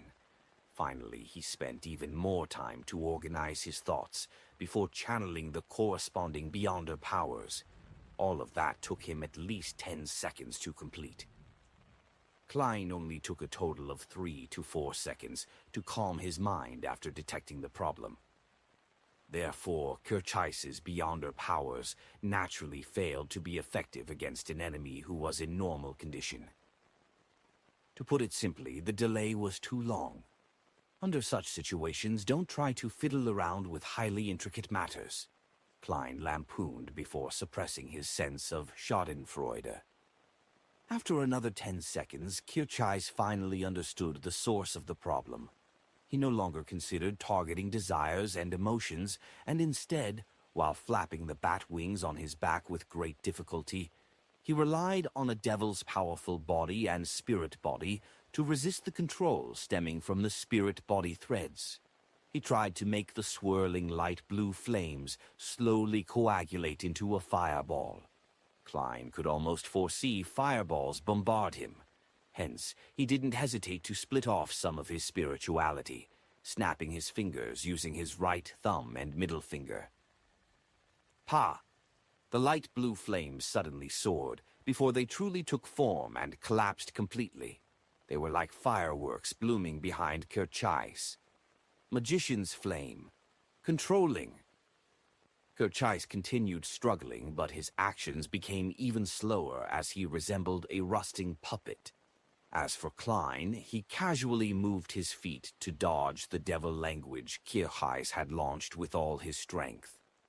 3 seconds, 2 seconds, 1 second. Klein suddenly stopped as his eyes locked onto Kirchheiss's head, which had lost its curved goat horns.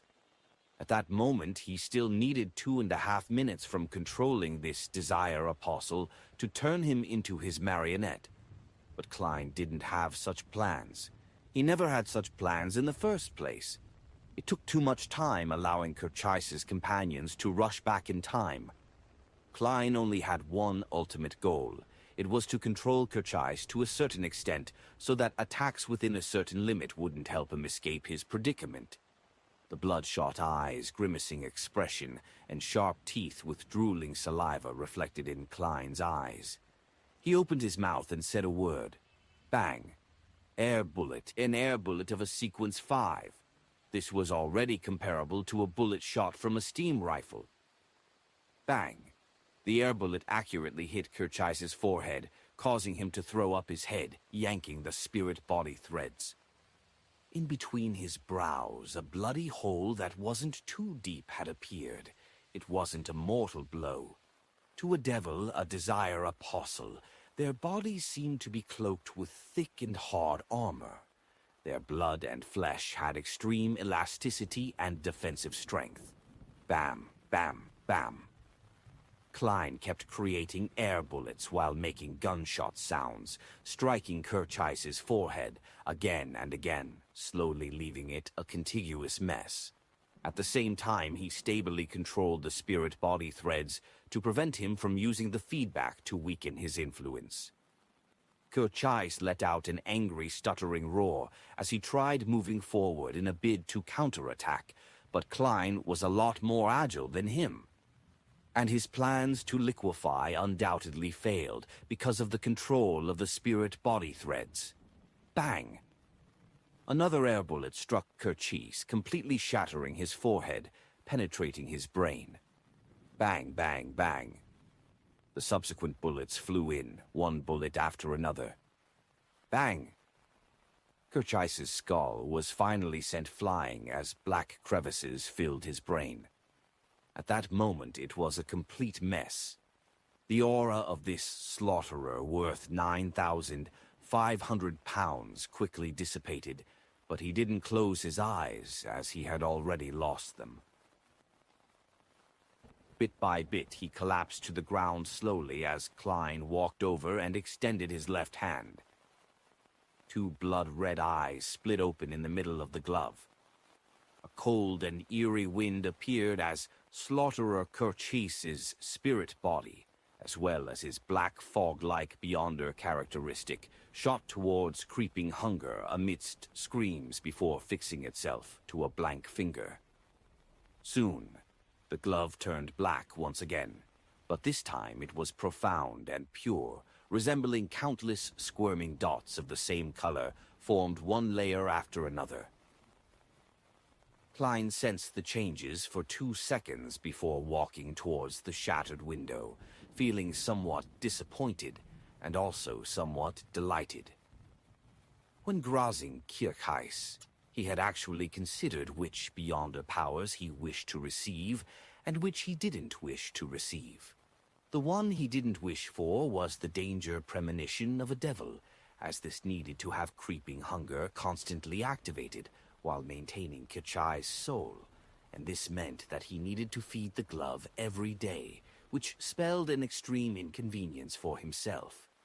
Furthermore, this also overlapped with his powers as a seer, to a certain extent. As for whether the danger premonition of a devil worked after making it into his marionette, Klein believed that it was targeted on the marionette, and had nothing to do with its controller. What Klein wished for the most was to draw the desire apostles Beyonder powers of using a target's emotional stirrings or the use of any of the language of foulness, with the best being death or corruption. At that moment he had been quite lucky to obtain 3 Beyonder powers. One of them was language of foulness, but it wasn't death or corruption, but slow. This allowed all targets in a 7 to 8 meter radius to instantly turn numb or even come to a halt. However, it could only be maintained for 2 seconds. The second Beyonder power was Sword of Lava. It could create a flaming sword with extremely high offensive power.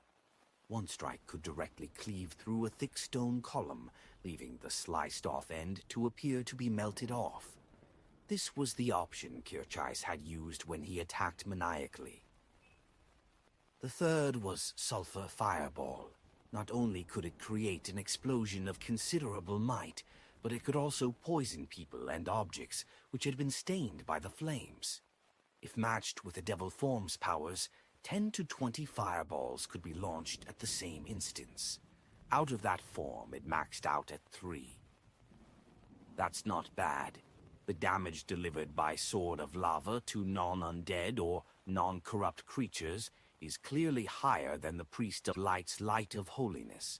Klein came to the window and happened to see the backs of Kirchheiss's companions opening up a distance from him. They haven't shaken off the influence. No, with so much time having passed, they must have shaken off the influence and returned somewhere nearby. Now they're escaping? They sensed Kirchheiss's death? That's a little weird. Klein turned his head back and saw Kirchheiss's corpse still in his devil form. His form didn't change back into a human as a result of his death. He looked at the corpse for 2 seconds before coming up with a theory. Powers like the devil form are a state that brings a body close to the state of losing control. However, they still have their reasoning and can change back while they're in control. Otherwise, they will maintain their forms. Klein didn't delay as he searched the devil's corpse. He discovered that Kirchheiss's gigantification had torn all his clothes and pants, causing his wallet and cash to scatter across the ground. Later, they were all destroyed due to the blanketing attack from the fireballs and sulfurous flames. Just as Klein looked away, he suddenly discovered something twinkling in the giant devil's chest. It was a thin and long crystal, formed purely of blood. A faint smell of sulfur emanated around it. "What's that?" Klein frowned, unable to figure out an answer. Kirchheiss's Beyonder characteristics has clearly entered creeping hunger. Why would his corpse produce something strange? A question flashed across Klein's mind. Furthermore, as the second mate of the King of Immortality, Kirchheiss didn't even carry a mystical item or sealed artifact. This had exceeded his expectations. Chapter 6, 186, a hard-to-complete ritual. After thinking for a moment, Klein, who didn't have an answer, put away the thin blood crystal when he didn't sense any danger from it. Then he bent down to inspect Kirchheiss's devil form, which had lost half its head. I wonder if I can still use this to exchange for a bounty, and if so, how much can I get? I have no idea who I can contact from the military over here. Send Oz Kent a telegram. This back and forth, together with the work he has to do remotely, it's hard to tell if it will finish in 3 to 4 days. I'll be leaving tomorrow.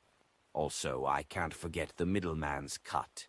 He mumbled, walked to the side, and picked up the clearly charred half-top hat and wore it. Then, he dragged the heavy and massive devil's corpse and walked to the door before reaching out to open the door. A howling wind blew in, breaking the silence in the room. Klein tapped his finger joint to deactivate the spirit-body threads vision as he continued dragging the nasty and terrifying devil's corpse across the corridor, down the stairs to the first floor. At that moment, there weren't many people left in the bar. Tables and chairs were overturned, and there were shards everywhere. It was a mess. Klein went past the heavily damaged staircase and into the main hall. He surveyed the area and found the forlorn bar owner behind the bar counter. Few of the bouncers he hired had remained. Most had scattered off. Tap, tap, tap. Klein walked over one step at a time with the devil corpse behind him, bumping into the furniture. "What are you planning to do?" The owner took a step back as he yelled at the top of his lungs. His bouncers gathered over, shuddering in fear. Their eyes were darting around as their bodies revealed their own inclinations. It appeared as though they would immediately flee the moment any incident happened. Klein stopped in his tracks, throwing Kirchheiss's corpse in front of him. Then, he said in a deep voice, "Can you claim bounty rewards?" The owner was stunned for a second as he instinctively moved his gaze down before seeing the huge devil's corpse, which still had some blue flames lingering around it.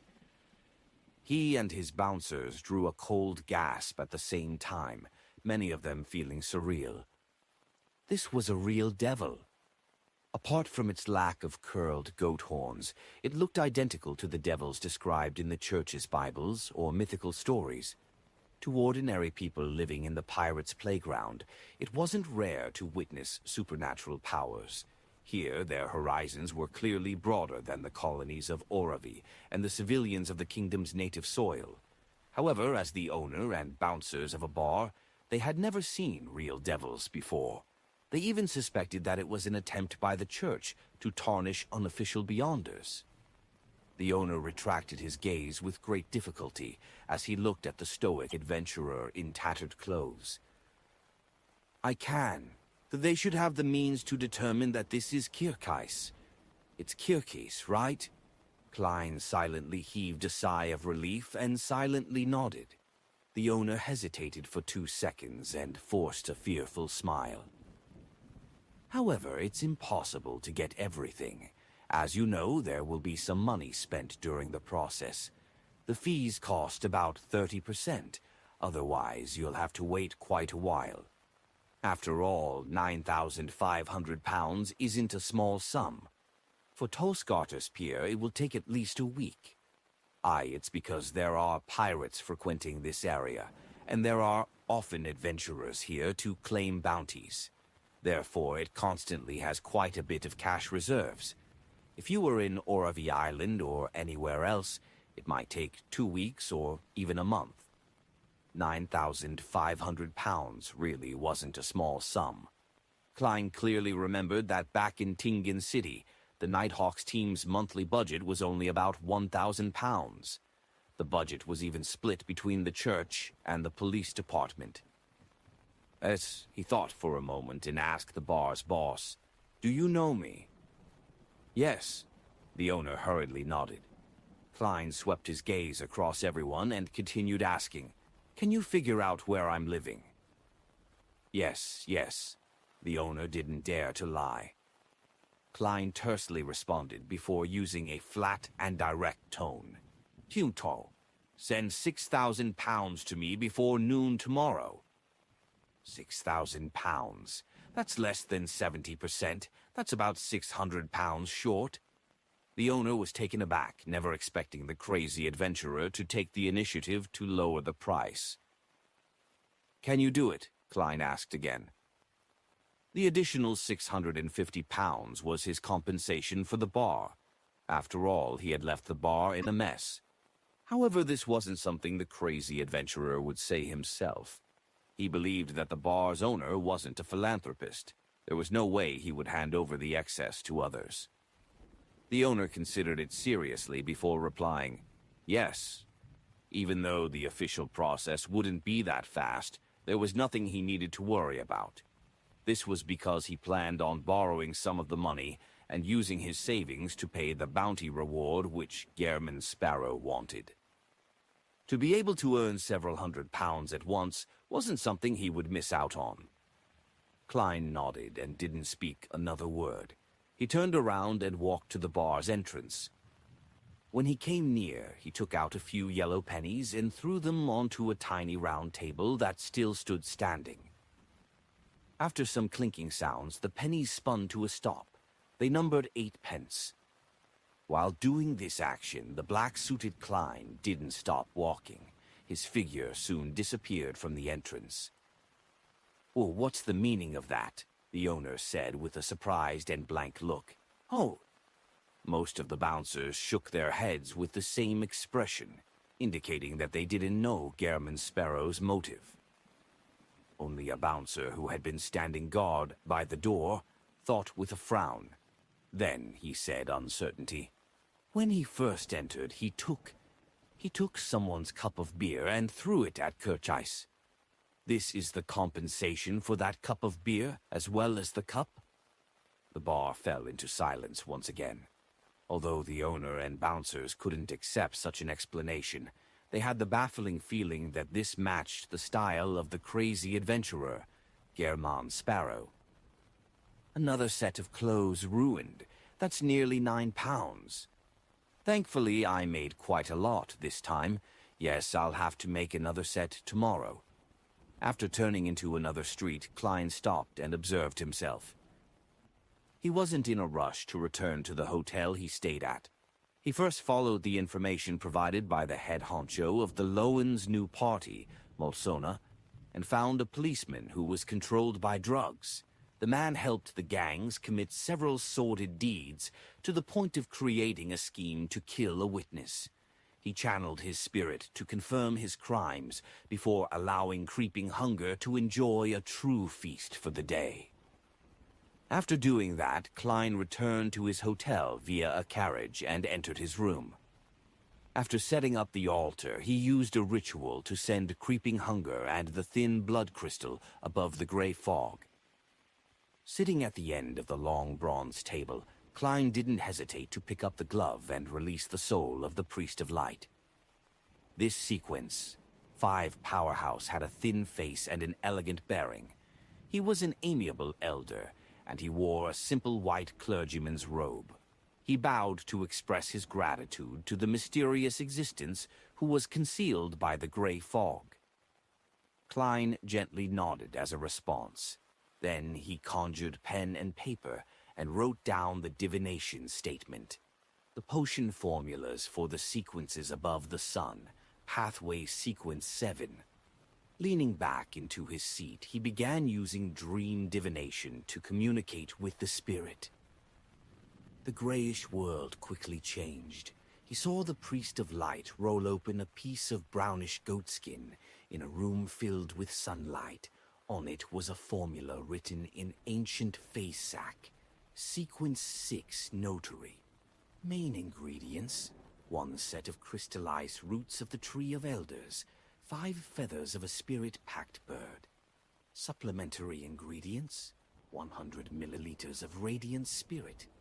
Packed tree's juice: 1 golden-rimmed sunflower, 1 white-rimmed sunflower, 5 drops of aqua fern juice. After the scene paused for a few seconds, ripples surfaced again, outlining an opulent hall filled with golden statues. Inside the hall, a man covered in pure light that prevented one from looking straight at him said to a half-centenarian elder, "This is the potion formula for the Priest of Light. Remember, dispel the darkness and praise the sun." The elder received it in excitement and spread open the ancient goatskin. Sequence 5, Priest of Light. Main ingredients: red comb of a dawn rooster, a pure white brilliance rock. Supplementary ingredients: 5 grams of rosemary, 7 drops of fingered citron juice, 10 milliliters of rock water, 60 milliliters of a king of dawn rooster's blood. Ritual: in pure darkness, bury your entire body in ice that usually doesn't melt before consuming the potion. The scene quickly vanished without any additional content. Klein wasn't surprised. He knew very well that when it involved the domain of a demigod, the 7 churches would often directly provide the potions and rituals without giving them the formula. At this moment, the Priest of Light's figure had mostly dispersed due to the forceful spirit channeling. His painful expression eased as he raised his head and spread out his arms as though he was embracing sunlight. "Praise the sun." The Priest of Light closed his eyes as he piously said.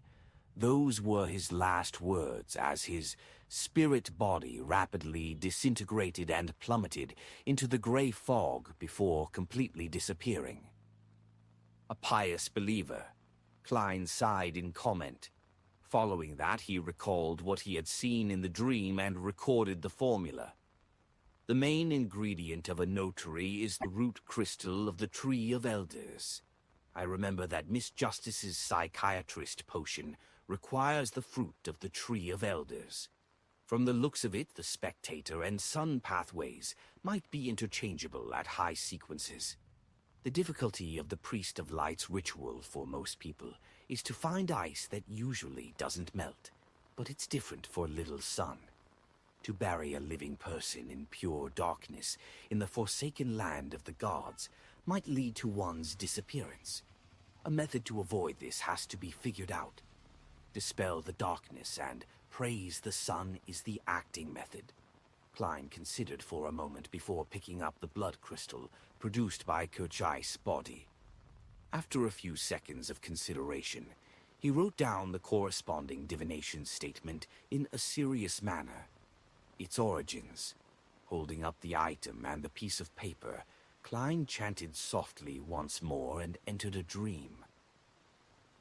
In the gray, blurry world, he saw the gigantic sailboat, the Death Announcer, with its bow and stern curving up high. He saw Kirchais climb up a soft ladder and arrive on the deck. Just as this Desire Apostle found his footing, a sticky black fog emanated from the deck's cracks. It was filled with a corruptive smell that enveloped Kirchais within it, corrupting and tainting all the shimmering objects on him, including his body. The gas quickly contracted and entered Kirchais's chest. The color gradually turned red, as though it was a blood stain. Finally, everything was restored to normal.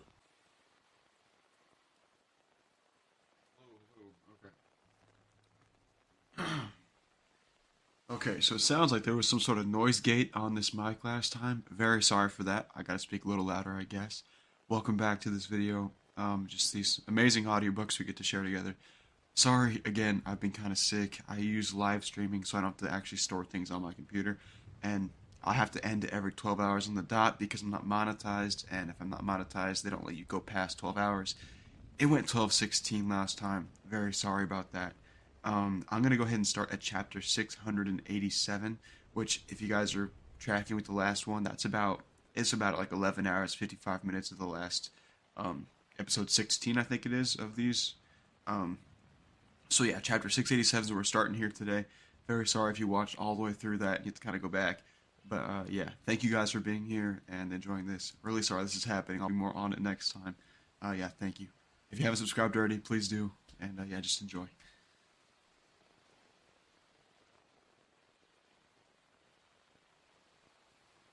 Chapter 687. Blatherer. Picking up the blood crystal and smelling the faint smell of sulfur, Klein could vaguely sense the corrosive powers hidden deep within. Legend has it that the Abyss is an area with the greatest powers of corruption. Even an angel will fall and lose control there. The people guarding the Abyss will eventually be assimilated by the Abyss. The characteristic shown by the Desire Apostle does match this point. Deepening the assimilation of a Desire Apostle. Klein allowed his thoughts to wander. Soon he noticed a detail. Kirchais had declared loyalty to the Death Announcer, and not to King of Immortality Agalito. So, does this mean that the real King of Immortality is the Death Announcer? Agalito is only its spokesperson or the administrator to infect targets. Rumor has it that Agalito isn't a demigod and isn't at Sequence 4. He relies solely on the Death Announcer to become one of the 4 kings. If that's the case, his actual situation is worse than I expected. He doesn't even have any autonomy. Of course, I can't eliminate the possibility that he's a Sequence 4, and his relationship with the Death Announcer is just one of cooperating partners. He's a demon, after all.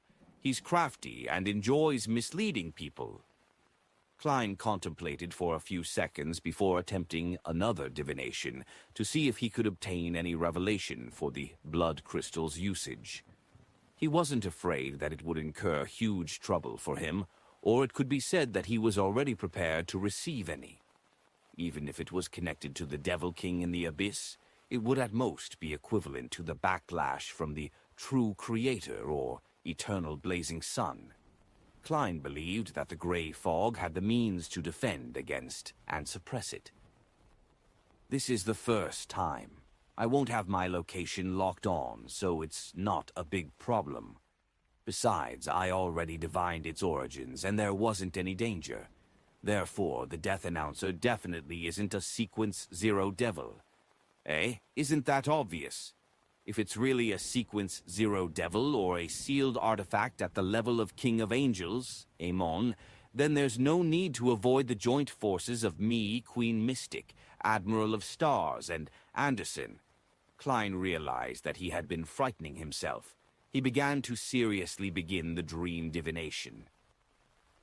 In the blurry world, he saw a world covered with sticky black fog. A monster formed from dark-colored lumps of flesh squirmed over as its body cavity produced a raging roar. Blatherer. The scene changed, producing an ancient-looking altar which was splashed with fresh blood.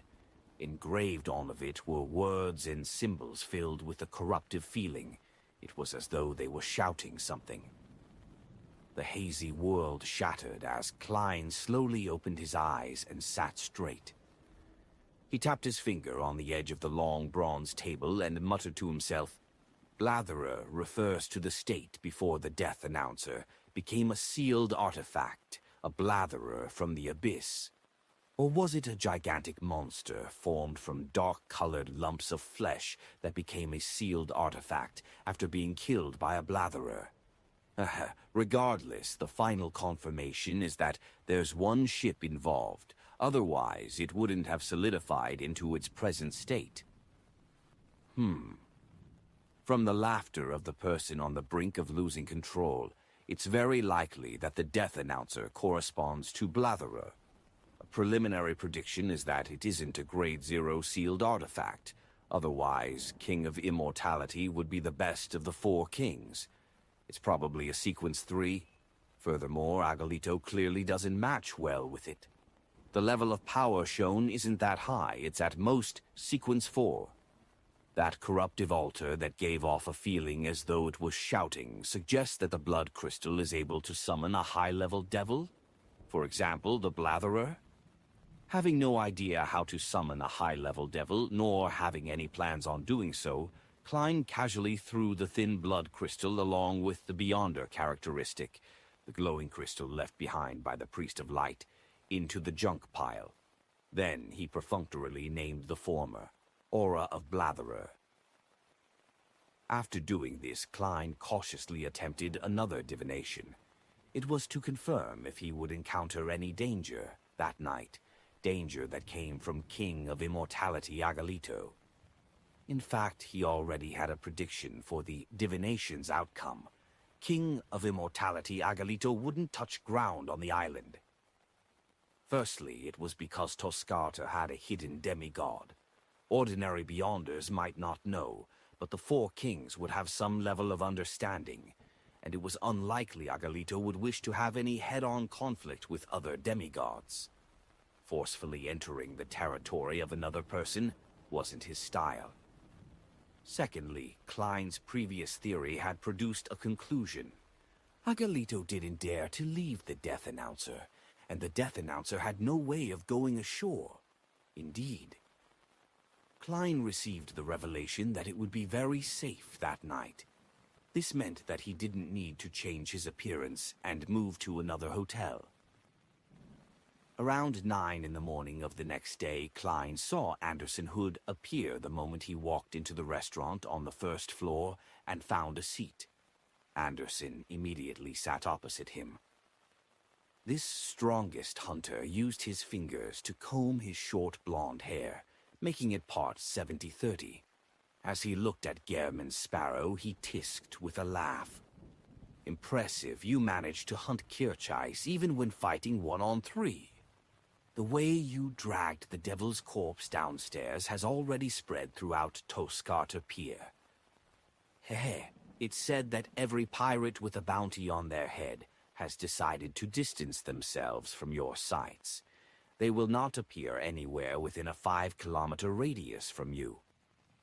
Ever since he acquainted himself with Frank Lee, Klein had quit drinking milk. He raised his hand to order a cup of coffee, a piece of white bread, 2 toasts, a roasted pork sausage, and a plate of butter. Then he replied in an extremely calm manner, Your ability at gathering intel is pretty good. Anderson chuckled. This is necessary for a hunter. Heh, the Tossgarter adventurers are discussing a serious question as to who is the strongest hunter. When Anderson saw Gehrman Sparrow look up with a cold and ambiguous gaze, his smile froze. They've all chosen you. After all, this is the Sonia Sea and not the Fog Sea. Why did you need to add that second sentence? It's just asking for a beating, Klein casually asked, as though being indifferent. Anything else? Anderson suddenly felt his comprehension skills were impeded. Any other intel? Klein repeated himself with more details. There is, Anderson suddenly signaled with his eyes. Molsona from the Lowen New Party has mysteriously disappeared last night. He mysteriously disappeared in his own room while being protected by countless guards. The official explanation is that Molsona has already died. The reason was that he possibly consecrated an evil god or summoned a devil. No one believes that. It's because the Church of Storms has received an anonymous letter that has detailed records of Molsona's crimes, as well as evidence. He stared intently at Gehrman Sparrow, hoping that the crazy adventurer would provide him with more information. He clearly remembered that Gehrman Sparrow had just asked him who deserved to be killed yesterday afternoon, and his answer was Molsona from the Lowen New Party. Klein tersely responded without saying anything more. At this moment, a figure rushed into the hotel. After looking around, he walked towards Klein in delight. He was none other than the bar owner from before, Mr. Sparrow. The owner took off a bonnet that had a depression in the middle and bowed. It has already been confirmed, but the process will take another 2 days. After all, it's too large a sum. I know you'll be leaving today, so in order to not delay your schedule, I've decided to cover the bounty for now. Well, a portion of it comes from the bar's liquid cash, and a portion of it I loaned from my friends. Please make sure the number is right. He deliberately spoke in detail to express his goodwill to Gehrman Sparrow while earning a profit. He wanted to befriend this crazy adventurer. As for whether King of Immortality would seek revenge on him, he wasn't too worried. Many a time, Kerchais would similarly claim bounties through him. After all, it was a reward for battles between pirates. Everyone liked gaining some additional cash. It was an unspoken rule at sea. Klein did a count of the thick stack of notes worth 6,000 pounds. He split them into a few stacks and placed them into different pockets. Then, he said with a nod, "Not bad." The bar owner heaved a sigh of relief. He then warily surveyed his surroundings before suppressing his voice. "You have to be careful. King of Immortality is a very vengeful person. He might intercept your ship at sea." He didn't dare to say that he had the means to arrange for someone to board certain ships to depart in secret, afraid that it would be detected by King of Immortality, and that he would suffer retaliation as a result. "I know," Klein replied indifferently. The bar owner didn't speak further. He bowed once more and left the hotel's restaurant. "Do you have the means to leave?" Anderson looked at Gehrman Sparrow with a look of curiosity. "Guess." Klein revealed a gentlemanly smile. The corners of Anderson's lips twitched. "I'm relieved by seeing your confidence. By the way, the tickets. It sets sail at 1:30 in the afternoon." "Impressive. I thought I was rather amazing, earning 1,600 pounds in a night. Who knew?" Klein didn't respond as he began enjoying his breakfast. Later, he made a new suit to prevent himself from lacking a change of clothes. Time passed, and soon it was time to board the ship. Anderson held a newly bought suitcase and looked at Gehrman Sparrow beside him. He asked, seemingly worried, "Are we just leaving on this ship?" The death announcer should be around the surrounding waters. The future left yesterday after it was resupplied. He felt that leaving while under the wrath of the King of Immortality wasn't a wise choice. It's impossible for Garam Sparrow to be crazy enough to just storm right into death, right? Unless this is his trap. A thought came to Anderson as he had a hunch. Klein didn't turn his head to look at him. He directly boarded the liner with his suitcase. His thoughts were simple. It was likely that the death announcer could sense something wrong with its aura. Based on the King of Immortality's modus operandi, it was unlikely for him to make a forceful assault. If his assumption was wrong, then the moment the death announcer appeared along the horizon, Klein would immediately enter his room and pray to himself. Then he would go above the gray fog to use the scepter to respond. He wanted to see who was stronger, the Blatherer at sea or the sea god. This wasn't Klein's original plan. He had planned on using the sea god scepter's ability to command sea creatures to find an underwater carriage for himself. Then, under layers of protection from his charms, he would pull Anderson out into the waters and escape the range of the death announcer's blockade before secretly boarding a liner he had tickets to. However, in consideration that the target of revenge had disappeared all of a sudden, it was possible that the King of Immortality would vent his anger on others by slaughtering liners indiscriminately. After all, pirates didn't abide by the law, nor did they come with any proper morals. After divining above the gray fog, Klein ultimately decided to leave brazenly. Chapter 6, 180